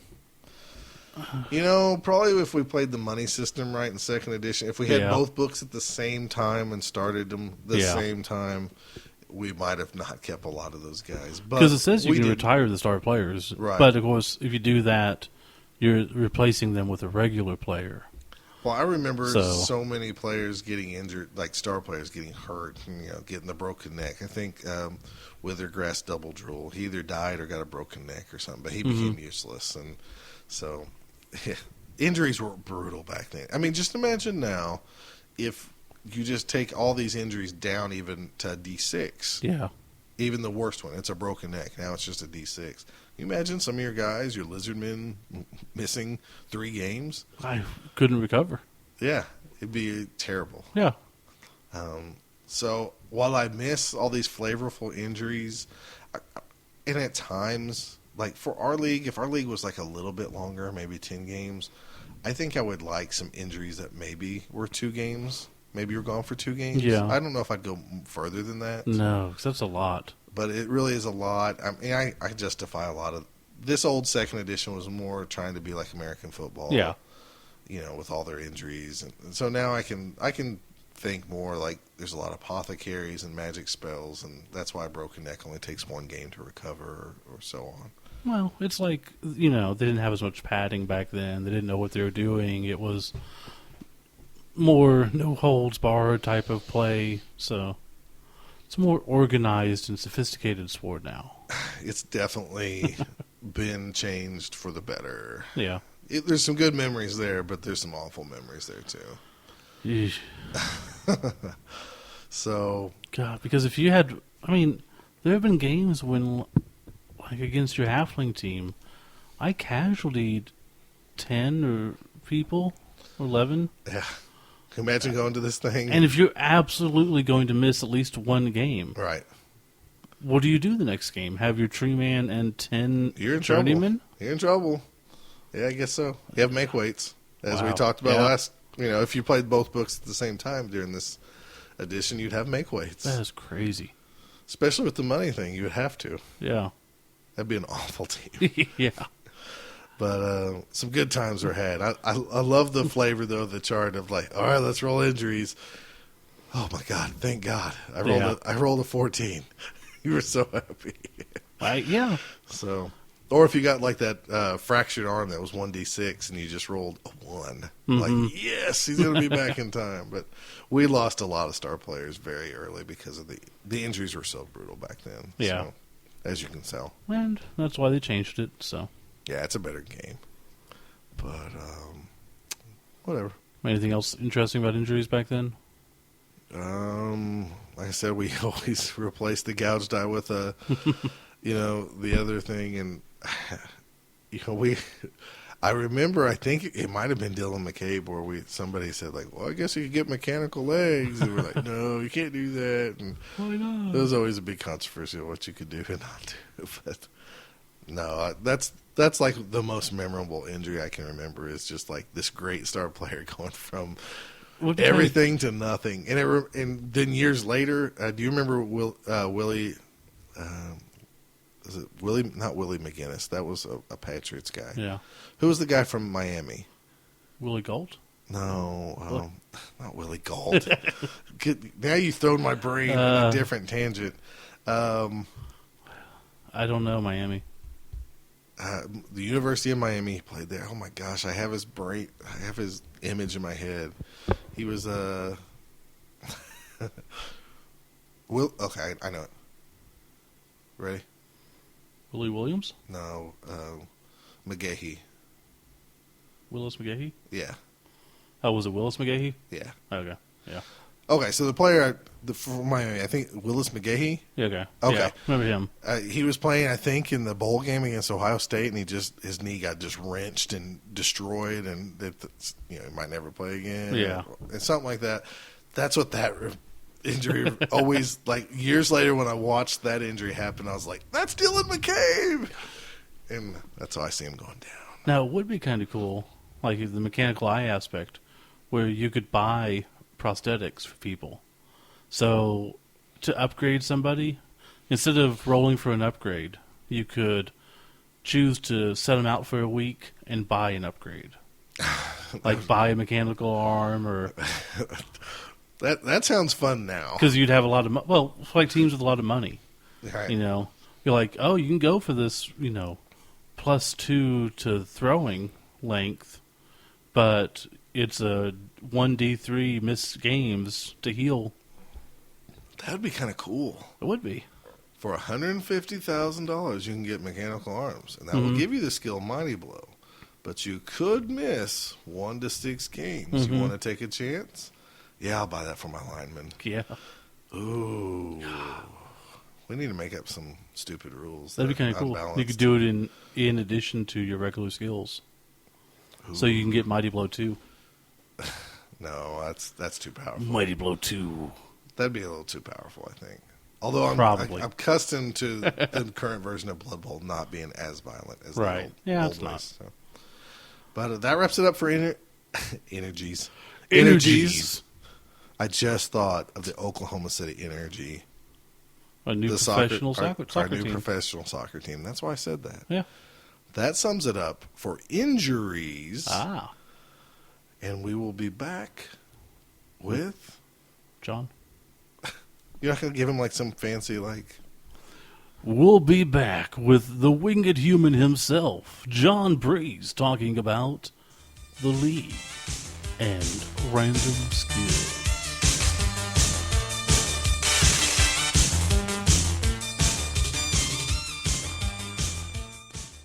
Just hang on.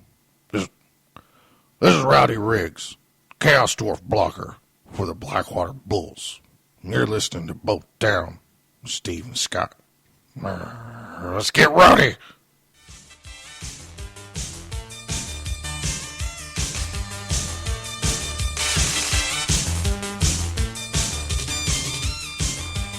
All right, we're back, and we're here with John Brees, also known as Winged Human, or is it _ human? Winged Human.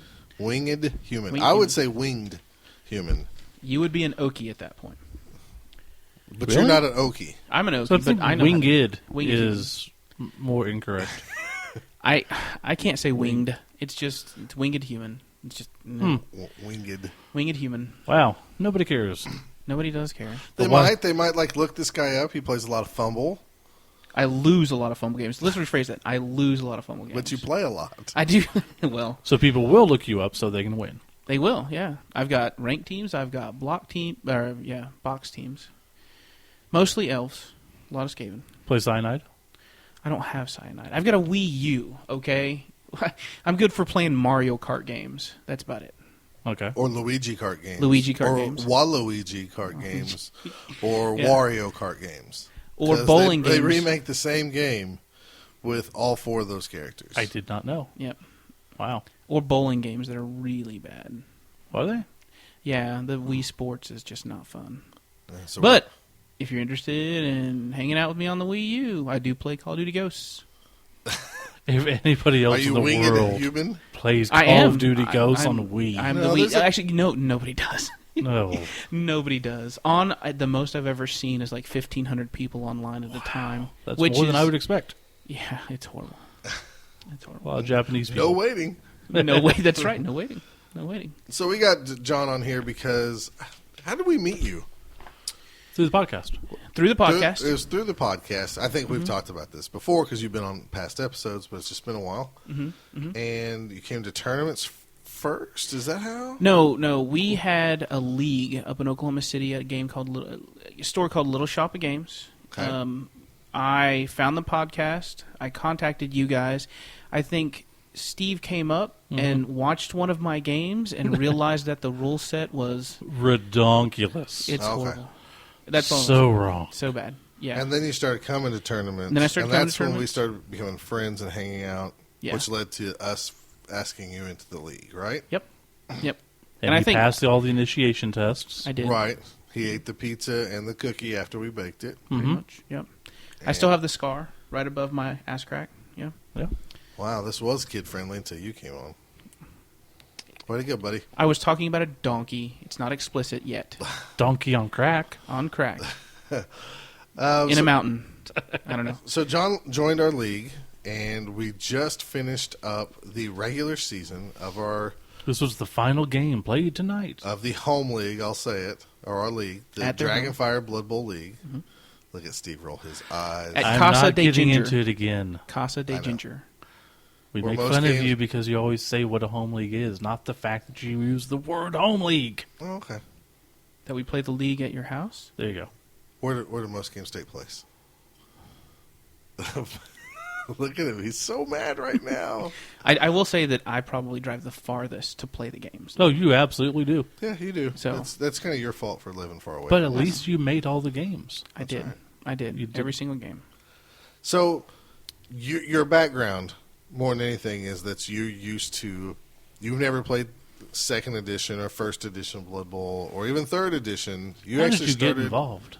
You started playing online, correct? Well, yes. Yeah, I think I started Living Rulebook 4 was when I really started playing Blood Bowl. And really it started on Fumble. So just being able to play games online and play Blood Bowl online against people is what really started. And that's really I really started getting competitive playing online, and then I got burnt out. I got really angry at the game, and I got burnt out. And just recently, in the last couple of years, I've just come back to it. So, along with Fumble, along with you guys, it has really helped generate a lot of love for the game for me. Okay. So, especially the league. So let's just talk. Let's act like this is your first time listening to our podcast. We do a little bit things a tad different in our league. Okay. We don't have the traditional stalling out. Right. Like most people would think, like in tournament play. Yeah. I'll say standard tournament play, or probably how a lot of leagues are Yeah, ran. anywhere. If you can sit on the goal line and protect yourself for 7 turns, and then walk in for the very end, that's how most people play. Right. We don't do that. If you're within walking distance of the goal line, and you you've done walk everything in. else you could, then Yeah. you go ahead and walk in. Yep. Right, exactly. And we do random skills where if you have a dwarf blocker and you want a strength skill, you take the strength category, you pick the 6 skills, and you roll a d6 to randomize Right. that. Yeah. And we do complete randomization of the MVP instead of like a pick system. Oh, that's right. Instead of like narrowing it down. Because a lot of people do that. Right. Yep. So we kind of have our own little house rules. We do our playoffs and stuff. Now we're in we just finished up week 8. We were in season 7. Yeah. Or season 3. Is that right? This is season 8, actually, right? Okay. Yeah. Season 8, week 8. Now playoffs. Yeah, because Steve has 3. Okay. So anyways, this is our season 8. I guess really what we brought you on here for is not to get all your background and everything, but how you adapted and changed maybe your gameplay or just your thoughts on the random skills. If you Well, think kind of. it's- First off, what do you think about the house rules? I really enjoy the house rules. I think the fact that you can play Blood Bowl in a league setting like this and have house rules and be able to integrate them pretty seamlessly most of the time is fantastic. It's one of the things that I love about the game. I really enjoy the random skills. I mean, I've never played in a league or anything like that where it was random skills. I mean, usually the things you have to worry about are the kill stack from the strength teams and then the agility teams with all the block, dodge, sidestep, wrongness and that kind of thing. So the fact that they were random skills really, in my eyes, gave it almost a great equalizer for every team. There was less of a chance that you were going to have a kill stack on nearly every beastman on a chaos team, or you'd have to face a kill line on a dwarf team or anything like that. And it made the game a lot more fun, in my opinion. I mean, I didn't win every game. I did manage to make it to the playoffs with my Skaven team because it was the only team I own currently. And I think I got really lucky with a lot of my rolls, but in all honesty, I mean, I lost some guys. I had some guys skill up pretty well. I had a lot more fun with this and the random rolls. I love the chaos of Blood Bowl. I love the randomness. So when I got a chance to play in the league and you guys are like, oh, the skills are random, I thought it was great. The only thought at this point that I would have is that the way you guys have it set up is if a player gets a skill and they have the ability to choose from multiple skill sections. I want to call them categories. Yeah. You have to choose all 6 skills from that category. So if I've got a gutter runner that can choose agility in general, I've got to choose one category, and all of my 6 skills that I roll randomly from have to come from that category. I think that's good. My preference would be if I could choose 6 skills from any category. That you qualify for. That you qualify for. So let's say, as a Skaven team, if I roll a mutation, well, I have the chance of choosing the mutation category and getting, 2 heads on a rat ogre, See, my little bit of feedback on that would be you take someone keeping it with the mutation theme. I believe Chaos, don't they have general strength and mutation? I believe so. On single skill rolls? Yeah, I believe so. Yeah. So if that's the case, if you figure that there's 2 good skills per category, right? I roll, if I pick 6, I pick the 2 best skills in every category. Yeah. I'm getting a good skill, no matter what. A great skill. Great skill. Put it that way. Especially where we do randomness. The better skills, if you can get those, make much bigger difference than they would in a normal league. Because we have very few block and dodge people. But the ones that do are true superstars. Well, you take your They're game breakers. If you go back to your example, and that's actually a great example that you brought up because I wouldn't never thought of it. If you use chaos, for example, out of general, you're going to take block. Yeah. Okay. Or maybe block and wrestle. Okay. The Talk, two. tackle. Or block and tackle, block yeah. and tackle. Let's Good. just say you take block tackle. Out of strength, you take mighty blow and piling on. Right. And out of mutation, you take Claws. and if you don't have horns, maybe you take horns. Probably horns, yeah. Claws Okay. and horns. So those are all really great really, skills. really good. And I get exactly what you're saying. And I think a league that chose to go random and chose to do what you said, I think would still balance out and work out fine. The reason, just so you know, because you haven't been here for the previous 7 seasons, what we actually used to do before we went to the Pick 6 formula is, believe it or not, they make a D14. And so, like, if you chose general skill, you rolled the D14. Wow. But we found out that nobody was picking general because there was just too little chance of getting a block. So you would go to the lesser one and be like, I've got a better chance of I getting got something 1 out good. of 10 for this. Yeah. And, some skills were meant for a tree man, like multi-block, for example. Yeah. But it wasn't really meant for a dwarf With strong blocker arm. or or something like that. Yeah, Yeah, exactly. I got a Chaos Warrior and he's got strong arm. And you listened to all Why? the episodes, Yeah. so you've probably heard why we went to the Pick 6 thing. Oh, yeah. And everything. So, but I think if somebody out there was wanting to do a league that's maybe a little bit more fun and not so formula. I mean, because correct me if I'm wrong. Do you have fun getting to roll a skill and seeing what you get, and then trying to make it to adapt to whatever you got? Like, Absolutely. Absolutely. because let me right off the bat. Let's say you have a gutter runner skill up, and you're playing fumble. What's your first skill you take? Dodge. What's your Well, it's got dodge. The first skill with a gutter runner I'm going to take is more than likely I'm going to take block. If I okay? can. What's your second skill? A second skill, and we're not talking any stat increases. Just No, regular no stats. sidestep. Just regular. Probably sidestep, maybe sprint, Yeah. Okay. or sure feet. Okay. I'd probably take sure feet before I took sprint. Just In to- hopes of getting that helps. MA +1. Right, in hopes of getting the MA +1, reducing the amount of rerolls I've got to use. The Rat Ogre. Take example of the Rat Ogre. The Rat Ogre, the first thing I'm going to take is Juggernaut if I don't get doubles because he's got Frenzy. Right. And if I don't have access to block, well, I'm going to minimize my Okay. chances of going down by taking Juggernaut. Right. Okay. So, to me, this league is fun because maybe you get a skill that maybe See, like is- my Lizard Man, my Okay. Croxicor, Tikataka, he got multi-block. Nice. And you know what's fun? Yeah. I've used it, and I would never pick it. Yeah. If I was picking skills, it's probably not one I'm going to pick. But since I got it, it's fun, and I use it. And in my mind, I go, well, that's what he wants to do, so therefore I'm going to make use of it in the game. It's probably partially dumb, but it also adds to the fluff of the game. Yeah. Well, I mean, it's one of the, and I agree with you. It's really, really awesome getting that skill and going, man, I never would have originally taken that, but then figuring out how to make it work. Like with my current roster, I've got, like I said, Skaven. I've got a blitzer here that's got block, thick skull, and stand firm. Now, I would, if I would have had to choose, I would have taken Mighty Blow. Right. Yeah. Which I did. I rolled Mighty Blow on one of my blitzers and randomly. But Thick Skull and Stand Firm has given me a lot of different options to be able to use him that I originally wouldn't have thought about. So it's You can put him in front of somebody and just say, I'm not moving. absolutely Try to hit me. Absolutely. And if his armor breaks, that there's a better chance he stays at least on the field. Yep. Yeah. Absolutely. I noticed you have a lineman that randomly got block. How awesome has that guy been?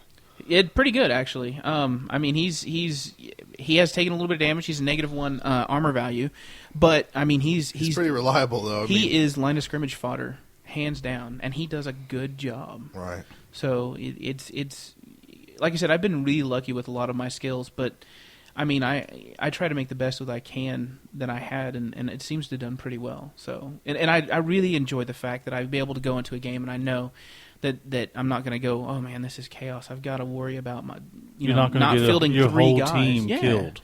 Because Yeah. I'm going up against Well, with this season with my Chaos team, the first skill I got with one of my Chaos Warriors was Claw. through random means. And then my second skill was Mighty Blow. I mean, that guy's been like... He's a monster. Yeah. He's pretty much a monster. He actually is the reason I think you won, like I've said earlier, that game that we played. Because I was going after him so much because I was scared of him. Right, because he had the claw in Mighty Blow. Instead of going after the ball, I went after that guy to my detriment. And people who have Chaos teams would look at him or look at my roster and go, why didn't this guy take block first, then claw, then Mighty Blow, and then piling on or whatever. This is just what he has randomly, and it's pretty awesome, and it makes this guy really stand out. And that's, to me, that's kind of the beauty about the random skills. I don't think it unbalances much, because if you look at our league, we had a Dark Elf team finish first in one division. Second place was an Undead team. Third place, your Skaven team. Yep. In the other division, it was a Chaos team.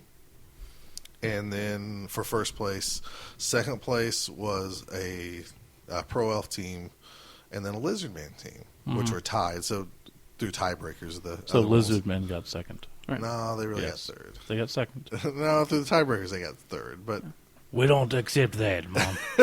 I know. But, I mean, it silly really numbers. hasn't hurt. I mean, if you look at the other teams, it's not like some teams unbalanced. I know people in theory go, like Norse teams have an advantage, Dwarves have an advantage. They have do. the same advantages they do normally when they start off. Yep. I will say, I think the team it hurts most is my all-thrall team. Yeah. Yeah, but Because, you've chosen to give yourself a Right. handicap by And I taking all did. thralls to begin with. But when you just have general access, it's a whole bunch of pro, a whole bunch of strip ball, and a whole bunch of wrestle. Which isn't bad, It's not bad. but it gets boring because I couldn't roll a stat increase that saved my life on that team. No, that hurts. Oh, yeah. And I'm glad you brought that up. When you do get a stat increase now, it's even much. You want to take it. Absolutely. I mean, Absolutely. do you find yourself? I know you don't have many stat increases. I know, but even if you got one, you'd probably most likely take that over a skill. Oh, absolutely. And to me, that's the guy growing. You know, I'll use Kevin Durant. If all of a sudden he became stronger going to the basket and hoops, you say, oh, he must have rolled a strength +1 in the offseason. He lifted or whatever, and it's permanent. No matter how many block dice he throws when he throws down a shot or something, he has that. So, Yep. Absolutely. I don't Now- know. I'm a big proponent to this. I wish the only thing I would change about Blood Bowl is I wish that maybe Jervis Johnson had something play tested where we got random skills so we wouldn't have to come up with it. But Yeah. you know what? We like it. It seems to play test okay for us, I think so. even with our inducements at 10%. So Yeah, I was going to ask about the inducements at 10%. That was one of the things that I questioned originally, was the fact that if you get inducements, you've got to reduce those inducements by 10% no matter what you get. And somebody explained to me at one time it was because people were choosing inducements over actually It's getting stuff. It's because you get to choose inducements, but you don't get to choose your skills. So I didn't explain that at the beginning of this when I was Right. talking about our couple different rules. If you haven't listened to the podcast before, we do inducements like normal, where you get to, if you get X amount of money, you get to choose the wizard or whatever. But there is, if I give Steve $3,000, $100,000 in inducements, we take 10% off. And you can say for the fluff, it goes to it pays for more people in the stands or whatever you want to say. The reason, John, we did that, and I don't know if this is what your story you heard, it was from everything we heard that the inducements, and I found it in some form, was meant to help the losing team, 25 to 35% of the time, win a game. It wasn't really meant to make sure the other team has a 100% 50-50 shot at beating a lower ranked team have a 50-50 shot at being a bigger ranked team. It was meant to just give them a fighting chance, but not a guaranteed 50-50. Right. And so the first couple of seasons we had the inducements were just straight up, 300,000. Well, you get a little bit more freedom because if you give up more and you have random skills, you don't get to pick the skill. This is also the time when it wasn't 6. You're not picking out a 6. You're picking out a 14 or 10. Yeah. Yeah, so I'm like, on my human team, I could be penalized because I have break tackle on a lineman, and I've got strong arm on a blitzer, or multi-block on a blitzer, or lineman, or whatever. And these are skills that I'm never going to use. Yeah. So that's 40,000 or 50,000 if I doubled or whatever, that I'm inflated that I wouldn't be normally. Mm-hmm. So then I get 50,000 to choose a card or to choose apothecary. a bribe or I mean babes or whatever. So I'm getting a little bit more flexibility. So Which at that point, if you look at if we had the same amount except I had those 2 extra skills, he's getting inducements when he shouldn't. Right. Because aside from those skills, we're exactly equal. But now he's getting a card or a babe. So we're not big number crunchers, obviously, since we like the random skills and stuff. But the numbers were coming up higher, that you actually had a better chance at winning than what you should have been. And so I think that was after the first 2 seasons. I said, we're going to try this for 1 season. We're going to cut 10% off. And the numbers for the induced teams came down to right where we want it to be. And I check it every season to see if it's balanced that way. Yeah. Now, the truth is, and this is not a knock on, and it's going to sound like we're gloating, but this is not a knock on any player in our league. But the better coaches seem to be more dangerous with inducements than, wouldn't you say? Well, yeah, I think that's always going to be the case, though. Right. Well, Just like the better teams are always going to be better because of whatever. I'm saying, like, you might have a guy that has only won 1 game, and he might go, I'm getting 400,000 or 430,000. I could get more, or 2-star players. He'll go, screw it, I'll take a card. Or if I got that, I would think my halfling team needs some players that can move more than they have more than 6 armor or can move more than 5 or whatever. So I'll take Zara and Deep Root or something. Right. So that's the difference there. But that's why we do the 10%, and it has balanced it out pretty much ever since. Yeah, I think it. I mean, I think it has. It's There weird. were a couple it's of weird times. to get used to. It is. It was And really it makes weird. you mad when you get 100,000 and you go, no, I really only got 90. And like, dang it. Wasting 40. You have no idea. And you think it's like, that's bullcrap, but over time it balances itself out. It did. I mean, coming in as a fresh team, you guys have that tournament before the actual league starts. My team won that tournament, and so I was kind of had a leg up, but I was still facing Did teams. you win the Alcorn? Yeah, I did. Yeah, I did. That bodes actually. well for you then in these playoffs. Well, not too well. No. I barely squeaked in. It doesn't matter. Rat fun. Most of the time, Yeah, like that. the team traditionally that wins the Alcorn Cup tournament seems to do very well.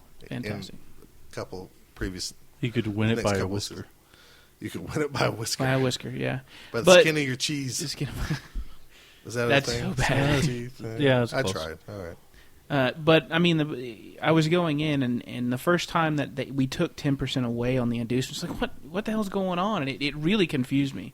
It's like I don't really understand what's going on. But as I began to get skills, and as I began to reduce that gap, it made sense. It really made sense. And so I like the fact that you guys have chosen that route to kind of balance out the randomness of the skills, because I agree. I completely see where you guys are coming from, and playing it now, I agree with you that it needed to be there. So even though taking inducements, and I kind of probably screwed myself out of a couple of them, but what it is? I mean, my current team cost is somewhere around 1760, if I remember correctly. It's like, just above spiraling expenses. I've got almost a full roster. I do have a Rat Ogre. Let's see. You bought a reroll. Did you get skill last game? Yeah. I did. I got a skill. Yeah, you're at like 1.78, I think, or 1.79. And typically most of our teams, like the bigger teams, they don't stray too much higher than that. Now, I will say with our league only going 8 games, and it seems like a lot of people play a team for a couple seasons and they want to change up. We have a lot of, not turnover, but we do have turnover. Yeah. I mean, some turnover. guys will play a team 2 seasons, take a season off, bring it back for 2 more seasons. Yeah. A lot of the guys, the teams usually top out about 2 million. Yeah. And very rarely do they go over there. Or people, we traditionally start cutting, like. Yeah, you got. I know when my Chaos Dwarf team got up to like 2 point something billion, I didn't like the spiraling and giving inducements. So I think I the just last cut a time bunch of players and rebought some new ones. I was gonna say, I think the last time the Claymores were in, they were over 2 million the whole season. Wow. I was giving a We've had ton of it. inducements. I know the Patriarchs, the human team. That's been the most expensive team we've ever had. Yeah. And they just stay that way, and they just fight off the inducements. I mean, they still win. So Absolutely. What else we have for him? So you approve? You're both down absolutely. approving this? Can I vote down approve stuff? No. Apparently not. Apparently not. No. So, what do you think about the anti-stalling? I like the That's anti-stalling. kind of. It's not really It's kinda- controversial, but people are of two minds. Some people don't care, and some people like it. And here's my thought on it. Stalling, in my opinion, is just like fouling. It is a part of the game. It is a valid tactic that can be used. Do I like the fact that you guys say no stalling? Absolutely, because Okay. I'm all about getting SPPs on guys. I really enjoy the fact in Blood Bowl that you're leveling guys. You know, you get experience, you give them skills. So saying that you can't stall really gives me an incentive to score as many points as possible. I think there was one game where I had a blowout of 6-0 versus an opponent. Yeah. Because I couldn't stall. I mean, if I was able to stall, I probably would have got it to 2 and then stalled out for as long as possible because I had the game in the bag. But with, at 6-0, I got a lot of SPPs. I got a lot of good from that, and I think it's good. I think it pushes people. And I think it's just more fun to me. It is. It is. I mean, it pushes you to the fact that you can't sit in your own comfort zone. Yeah. I like the fact that your rules kind of encourage people to step outside of what they're currently comfortable in doing, and require, well, not require you, but just encourage that, expanding your mind, expanding your tactical aptness at playing Blood Bowl. Yeah. I mean, it's once you get a 2-0 lead or 2-1 lead, anybody can stall if you can keep your ball. But forcing you to go, no, well, you're within walking distance, go ahead and score, and then now you've got to keep the other guy from scoring. Mm-hmm. I mean, that's anybody Well, will tell you that's going to be more difficult. It's tough. Now, It is. It's tough to score when you know that guy has 2 turns left and he has a fast team. oh Right. yeah. And I think But- it's cost me a game at one point. But so. that's when you do everything else, and you hope you fail. And that's what, when I talk to people, whether it's at a tournament or something, they say, didn't that cost you a game? I'm sure it's cost me a game. Mm-hmm. But how many games have I won?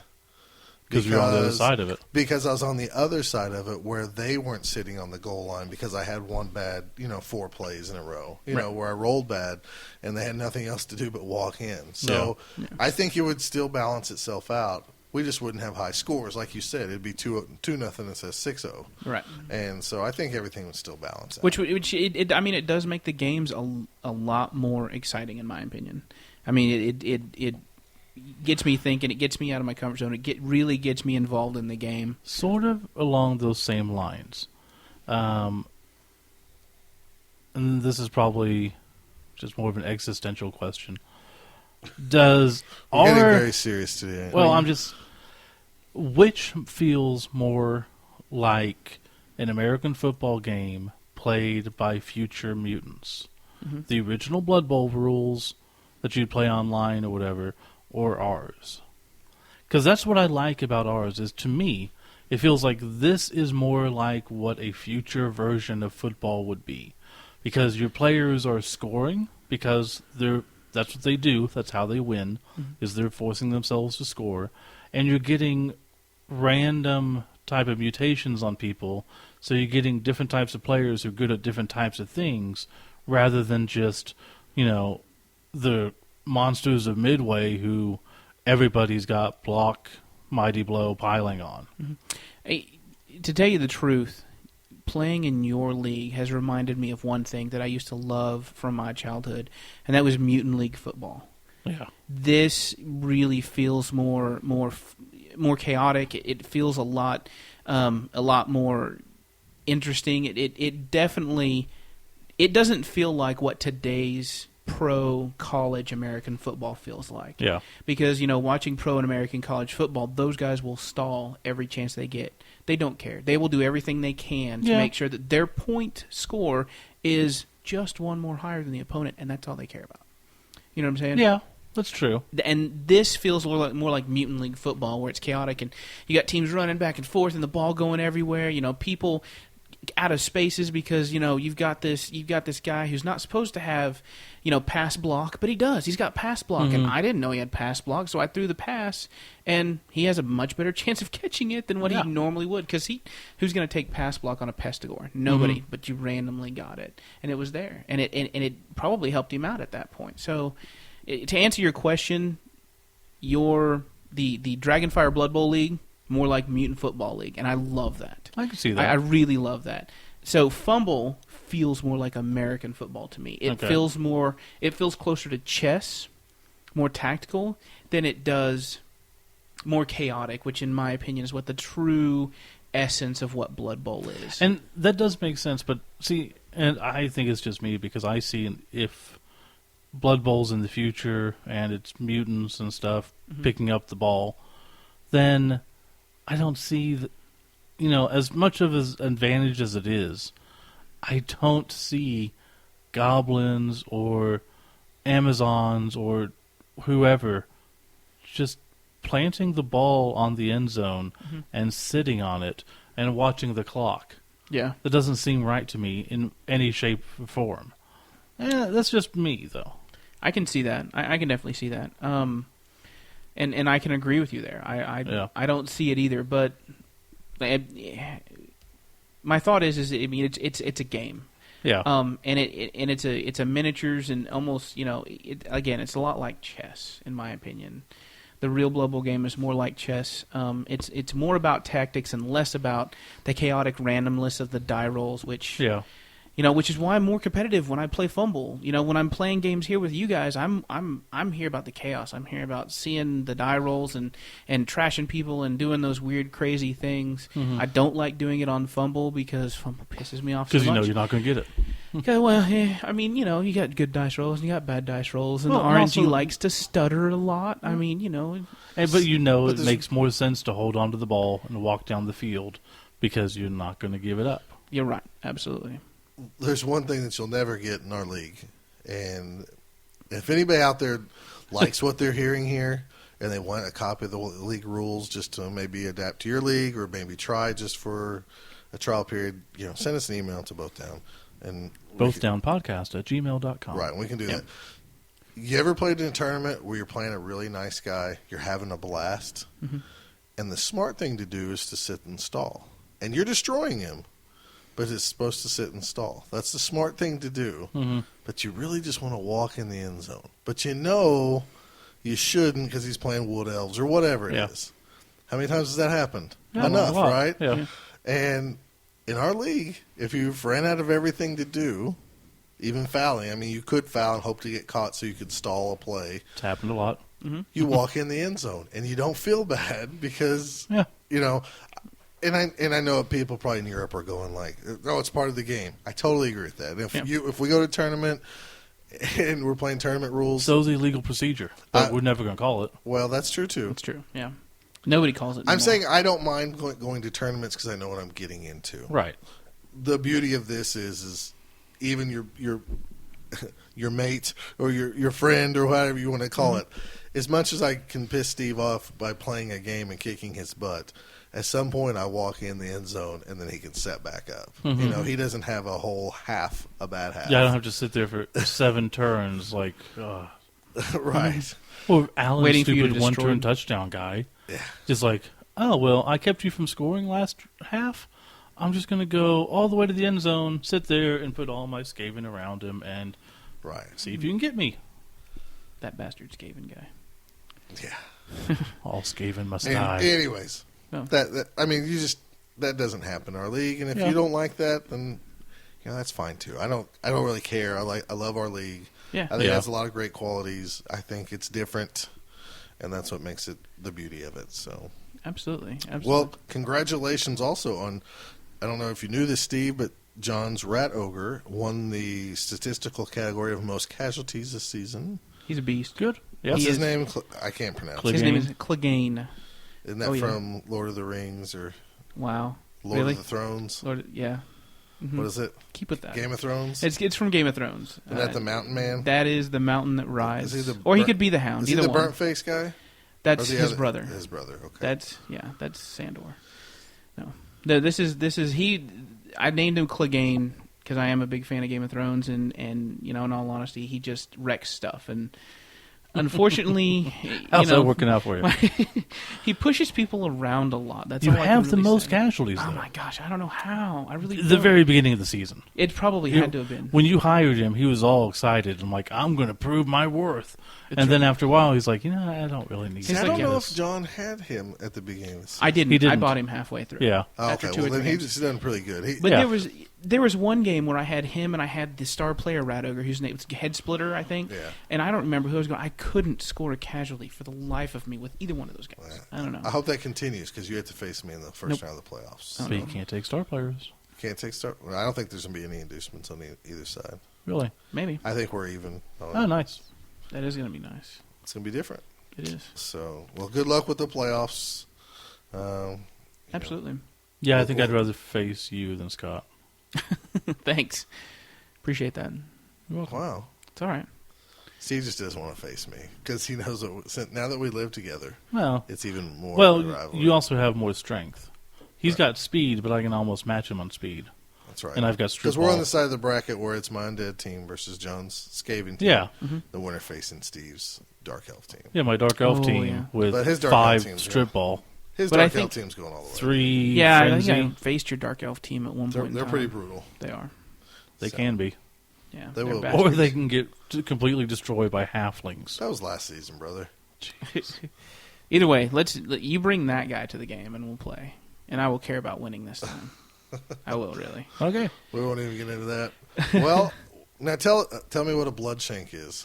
Your team is called the Drakenhof Bloodshanks. Now I know Drakenhof's like a city and area. Drakenhof. Drakenhof. I'm Drakenhof. sorry. It is, in yeah. the old world. In the old world, and the problem with I was thinking about this and I'm trying to figure out what to name my team, and I was thinking about the assassins because the assassins are really my my favorite character from the Skaven world, and so I couldn't think of the name for what prison people use to stab people, and shank?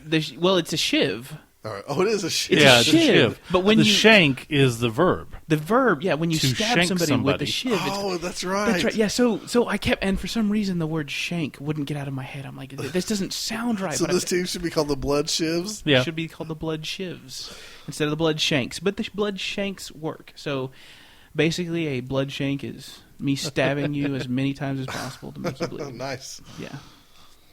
So yeah, that's really about it. So Now, if we can make sure that doesn't go on a trophy, then we're good. why?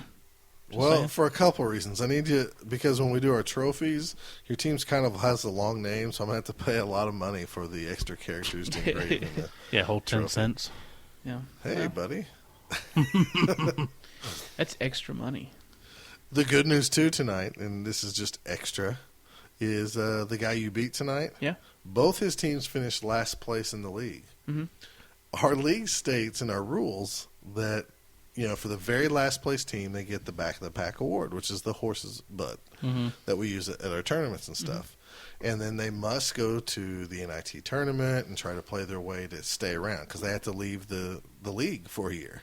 But it's only the clear-cut worst team. Since he had 2 teams that went 0-8, Well, he doesn't get a trophy, and neither team has to leave. however, one is stunty and one is not. I understand that. Therefore, I already checked the league rules. The way it's written, they both can stick around. They both have to go play our NIT tournament, but we will.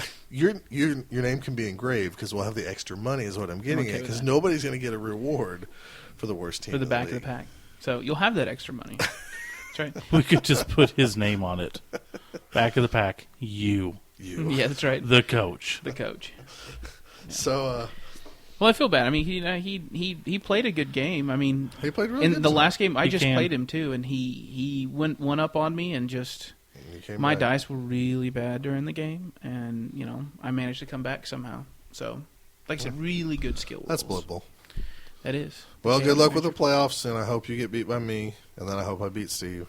I hope I don't. I hope then- the opposite. You know what's and I funny hope is that's how this ends. we've got to play our NBFL game too. You're my next we opponent. got to play on Fumble. So Uh-huh. you can beat. How about this? I'll beat you in the league, and you can beat me in NBFL because currently I've no. got 0 wins in NBFL. No, I don't. You guys- I don't care enough about Fumble Blood Bowl. Come on. I'll take every win in real life than on Fumble. Yeah. So I'm sorry. I like Fumble. I enjoy Fumble. I enjoy the people I play with. So, all right, everybody. I agree. It's pretty fun. It can be frustrating at times, but Not for all me. right, huh? Not for for you. me. Not for you. You don't play. Yeah, it is frustrating for me, but I just choose not to play because it is so frustrating. All I'm saying, it's not more frustrating than playing a regular Blood Bowl game. End of story. Okay. Disagree. I agree to disagree. Exactly. But, all right, so we'll wrap this up, and we will be back with some shout-outs.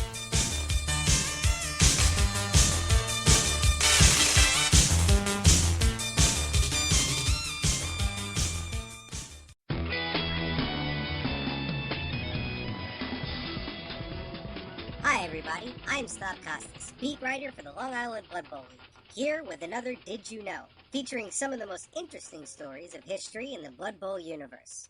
Today, what happens when you don't feed a troll before a game?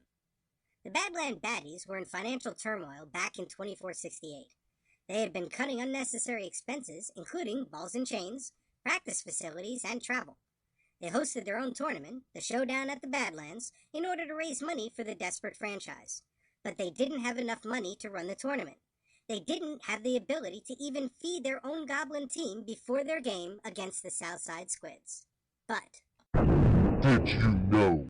Rumblegut Rockbelly, the baddies' troll, hadn't eaten in 3 days due to the collapsing finances. When he entered the game, he was raging with hunger. The first kickoff went to the Squids. Rumblegut made his way to the nearest goblin as the play was laid out and tossed him downfield to get the ball. The next goblin ran to Rumblegut for the same plan, but something in the troll snapped.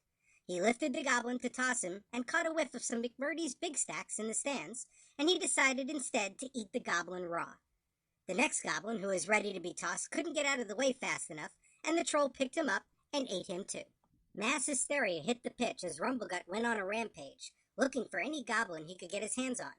If it weren't for the foul appearance of his Nurgle opponents, he probably would have gone for them too. Instead, the Rotter stayed clear of the berserking troll and scored a touchdown. Rumblegut wouldn't stop, though. He finished off the last of the players on the field and then ran for the cheerleaders. They didn't seem to satisfy his voracious appetite, so he went for the bulging belly of the goblin coach, not a gain. After eating the coach, much to the delight of the fans of the tournament, Rumblegut climbed into the stands and began eating the patrons. By the time he was done, Rumblegut had eaten 14 goblin players, 4 cheerleaders, 3 assistant coaches, the head coach, 120 fans, part of the stadium connected to the Squid's locker room, and yes, the referee. He was finally stopped when he had gorged on one final seat and settled back into a peaceful slumber. The baddies folded their franchise and never played another Blood Bowl match again. As for Rumblegut, he became a world-class chef and got his own reality show on the Old Food Network called Hell's Kitchen. So now you know what I know. This is Snobb Costas.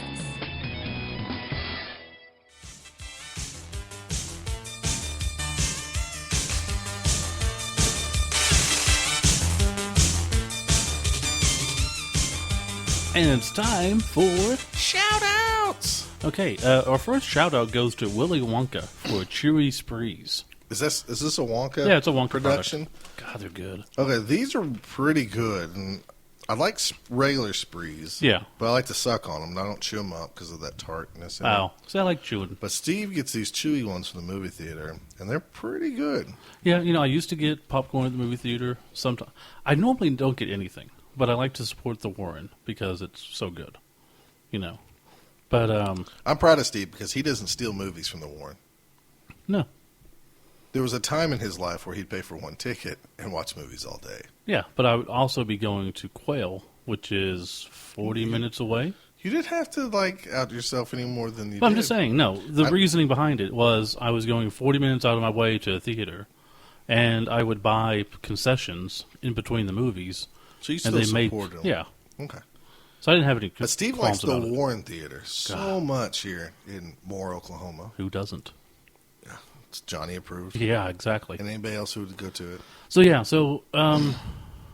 So every Willy once in Wonka. a while, I was like, "Oh, I'll get popcorn." But if you get popcorn, it just doesn't sit in your stomach too well. So my fallback was Junior Mints, Oh, those are good. I do love Junior Mints, but Those are good until one falls between your pants, and then it melts, and then you leave the theater and you think you've crapped yourself. Or you don't notice until you get home and everybody else thinks you crapped yourself. That's happened to me twice. That's pretty sad. Well, Junior Mints are really good. they are, but they're also the type that if you don't have anything else on your stomach, they kind of upset it. Mm-hmm. So, went with Chewy Sprees a couple times ago when I was there. I was like, ooh. These are pretty good. So now I kind of look forward to it every time. I got a right here, a chewy spree right here in my mouth. It's good. It's pretty tasty. Yeah, so I wish they just sold those in like the orange flavor. it's weird. Why? I don't know. I like all the flavors. Yeah, they're okay, but The I wish yellow it had will like kick you in the teeth, though. I wish it was like 50% orange and all the other ones. I can see that. So I guess that's all our shout outs. So it's candy talk. Speaking of Skittles, if you're listening, drop the fucking apple. It's horrible. You don't like the green apple? God, I know John does, but Well, he wanted to see Divergent. I know. Sad. I can't wait Sad, to see this sad man. movie called Divergent. Yeah. It might be a good movie. I don't know. It's not. But yeah, the green apple's horrible in Skittles. Some people like the apple flavor. I don't. like apple flavoring. Like Jolly Ranchers, my favorite sour apple. I've got no qualms with apple in general. Just not in that. I have a lot of candy in this house. Okay. Anyways, Blood Bowl. Any shout-outs? Because I don't really have any. I do. Shout-outs to anybody who replied to our last episode, giving Yep. us feedback and telling us how to fix the league is very appreciated. The general Consensus. Learning to talk with Steve. Yep. How do you pronounce the word? Consensus? Consensus. Yep. Is that no matter what we do, we don't need to change it mid-season. Right. So we're not. And the Halfling Chef seems the most agreeable. popular idea, maybe to use. And hopefully we don't ever have to really use it going forward. Shout out all those people. I'd like to shout out Mr. Sean Stevens, Mr. Big Sexy from Twitter. He's probably helped me out with my Chaos Pack team. Baitor. I think we're really close to going with the Baitor Bandits or the Baitor Blackhawks. Black Hearts is what he suggested. I like the Baitor Blackhearts a lot. I'm liking that more and more. I'm going to probably send an email to the gentleman that I'm having commission the team and paint to see maybe if he could put some little hearts maybe on their armor, like a little black heart somewhere.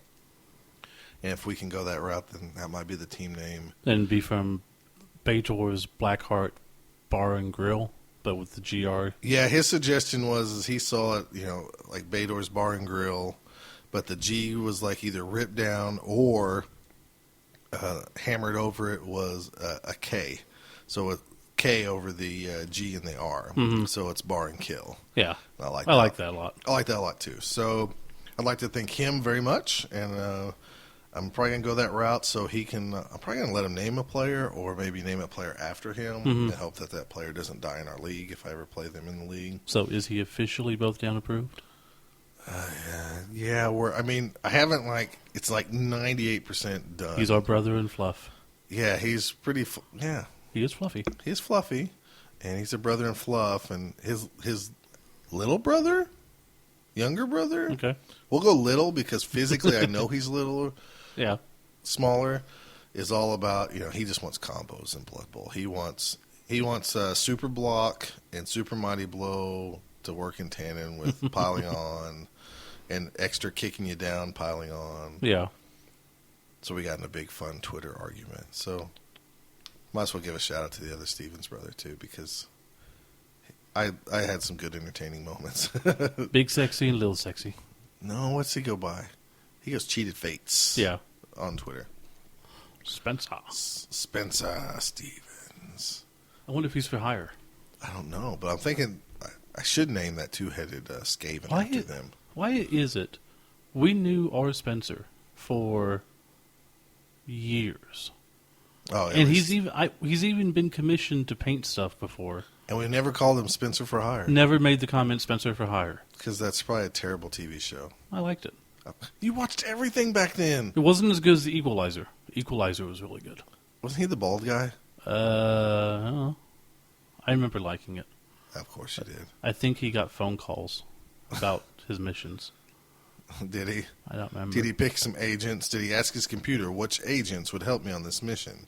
And they'd always pick the guy with the motorcycle that turned into the helicopter. Oh, that was Mask. I'm pretty sure it was Mask. Oh, sorry. Okay.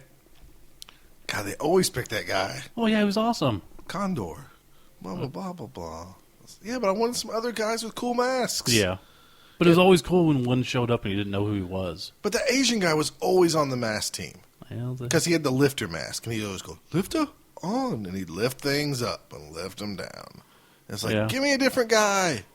they thought that he could open up rifts. Did he? Did they? Yeah. Okay, well, I'm glad. I don't know. I'm giving a shout out to the guys who created Mask. Yeah. Because for some reason I liked it, even though it made no sense. Yeah, it was such a cool show, though. It's because we liked Megaforce. I'd never seen Megaforce. I have it on DVD. I was always told as a kid that I would love Megaforce. You would love Megaforce. Would I love it today? Are we going to get drunk and or high? Not high. I will get drunk. Then you will love it. Okay. It's not as good as Medieval Madness. But, Medieval Madness? Midnight Madness. Oh, God. March Madness. March Madness. I can't even say it either. See, It's I'm great. going the pinball machine, you're going basketball. I have a lot of saliva going on in my mouth. Yes, you do. I also like to give a shout out to my boy from Tulsa, Michael Lewis, for providing not only a place to stay and a guy to ride down to Rock Cup with, providing the car to get me there. Yeah. So a reliable car is what I should say. Yeah. So I'd like to thank him very, very much. You went far and beyond. Yeah. And I'm telling you what, guys, Michael Lewis is one of the nicest humans I ever know. And if you ever see us in public, I tease him relentlessly for various things, but it's all in jest. So, Right. Really good guys. He's like the quad nipple. The quad nipple? Oh, Fallon's the triple nipple, and he's the quad nipple. I like that. Do we stop at 6? Or do we keep going? 6 nipples? Yeah. 6 nipples is enough. Okay. We got Michael two more. Lewis was also like taking your place because before he left Tulsa, he's like skulls or verses. And I was like, what are you talking about? And he's like, which both down shirt am I supposed to wear? So like, I guess he even thinks he's part of the both down He team. is part. He kind of is, you know. Yeah. He's like our Rick Jones. Rick Jones, bitch. Is that what he does? Wrong. He hung out with Captain America and Hulk and everybody Yeah. else. Captain Marvel. Big shout out to Michael Lewis. Also like to shout out Matt McDonough, who ran Rock Cup. He did a great job of always Showing there was up on time. Yeah, you know what's funny? I didn't tell this during the Rock Cup segment, but as we were driving down, we were worried that we might be just a few minutes late or just Yeah. get there right in time. And so I called him. It was about like 8:12. And I was like, Matt, what are you doing? He's like, oh, just get in the car. And I was like, where are you? What? Where are you? We're here. And he's like, what? I go, we've been here for a while. Where are you? And so I was giving him a hard time about not showing up on time. And he was freaking out.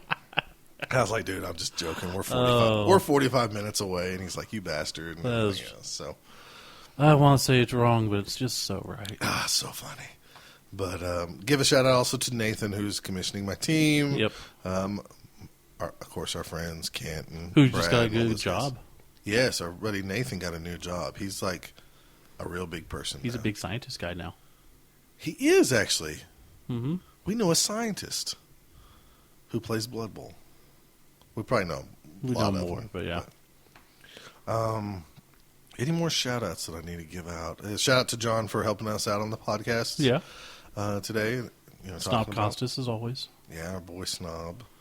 And I think I'm sure I'm missing somebody, but we'll get to him next month. Yeah, but you know what?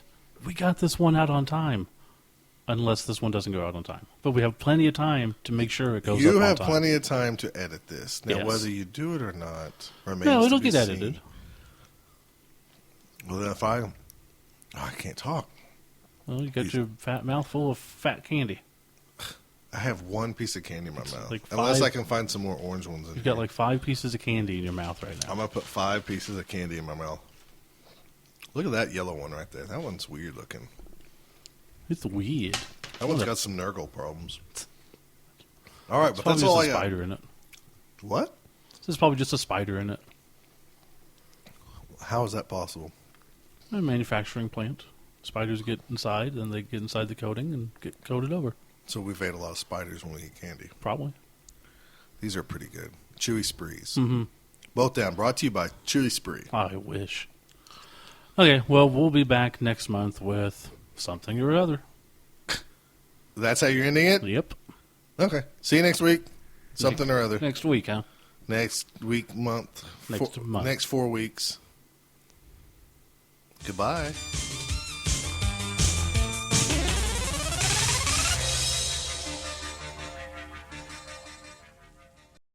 You can follow Both Down on Twitter at Both Down. You can follow Scott at Fat Finley, FATFINLEY, and Steve at Kilowog2814. If you'd like to email, their email address is bothdownpodcast@gmail.com. Or for more information, you can visit them at bothdown.com or on Facebook, facebook.com/bothdown. Both Down is a production of Couch Pirate Radio. Please drop by couchpirates.com to hear more of their podcasts. From the director who brought you Smokey and the Bandit, Hooper, Cannonball Run, comes the ultimate spectacle. Megaforce, an elite compact fighting unit armed with the most sophisticated weapons ever seen on a movie screen. The mission, to preserve freedom and justice and battle the forces of evil. The good guys always win. Even in the 80s.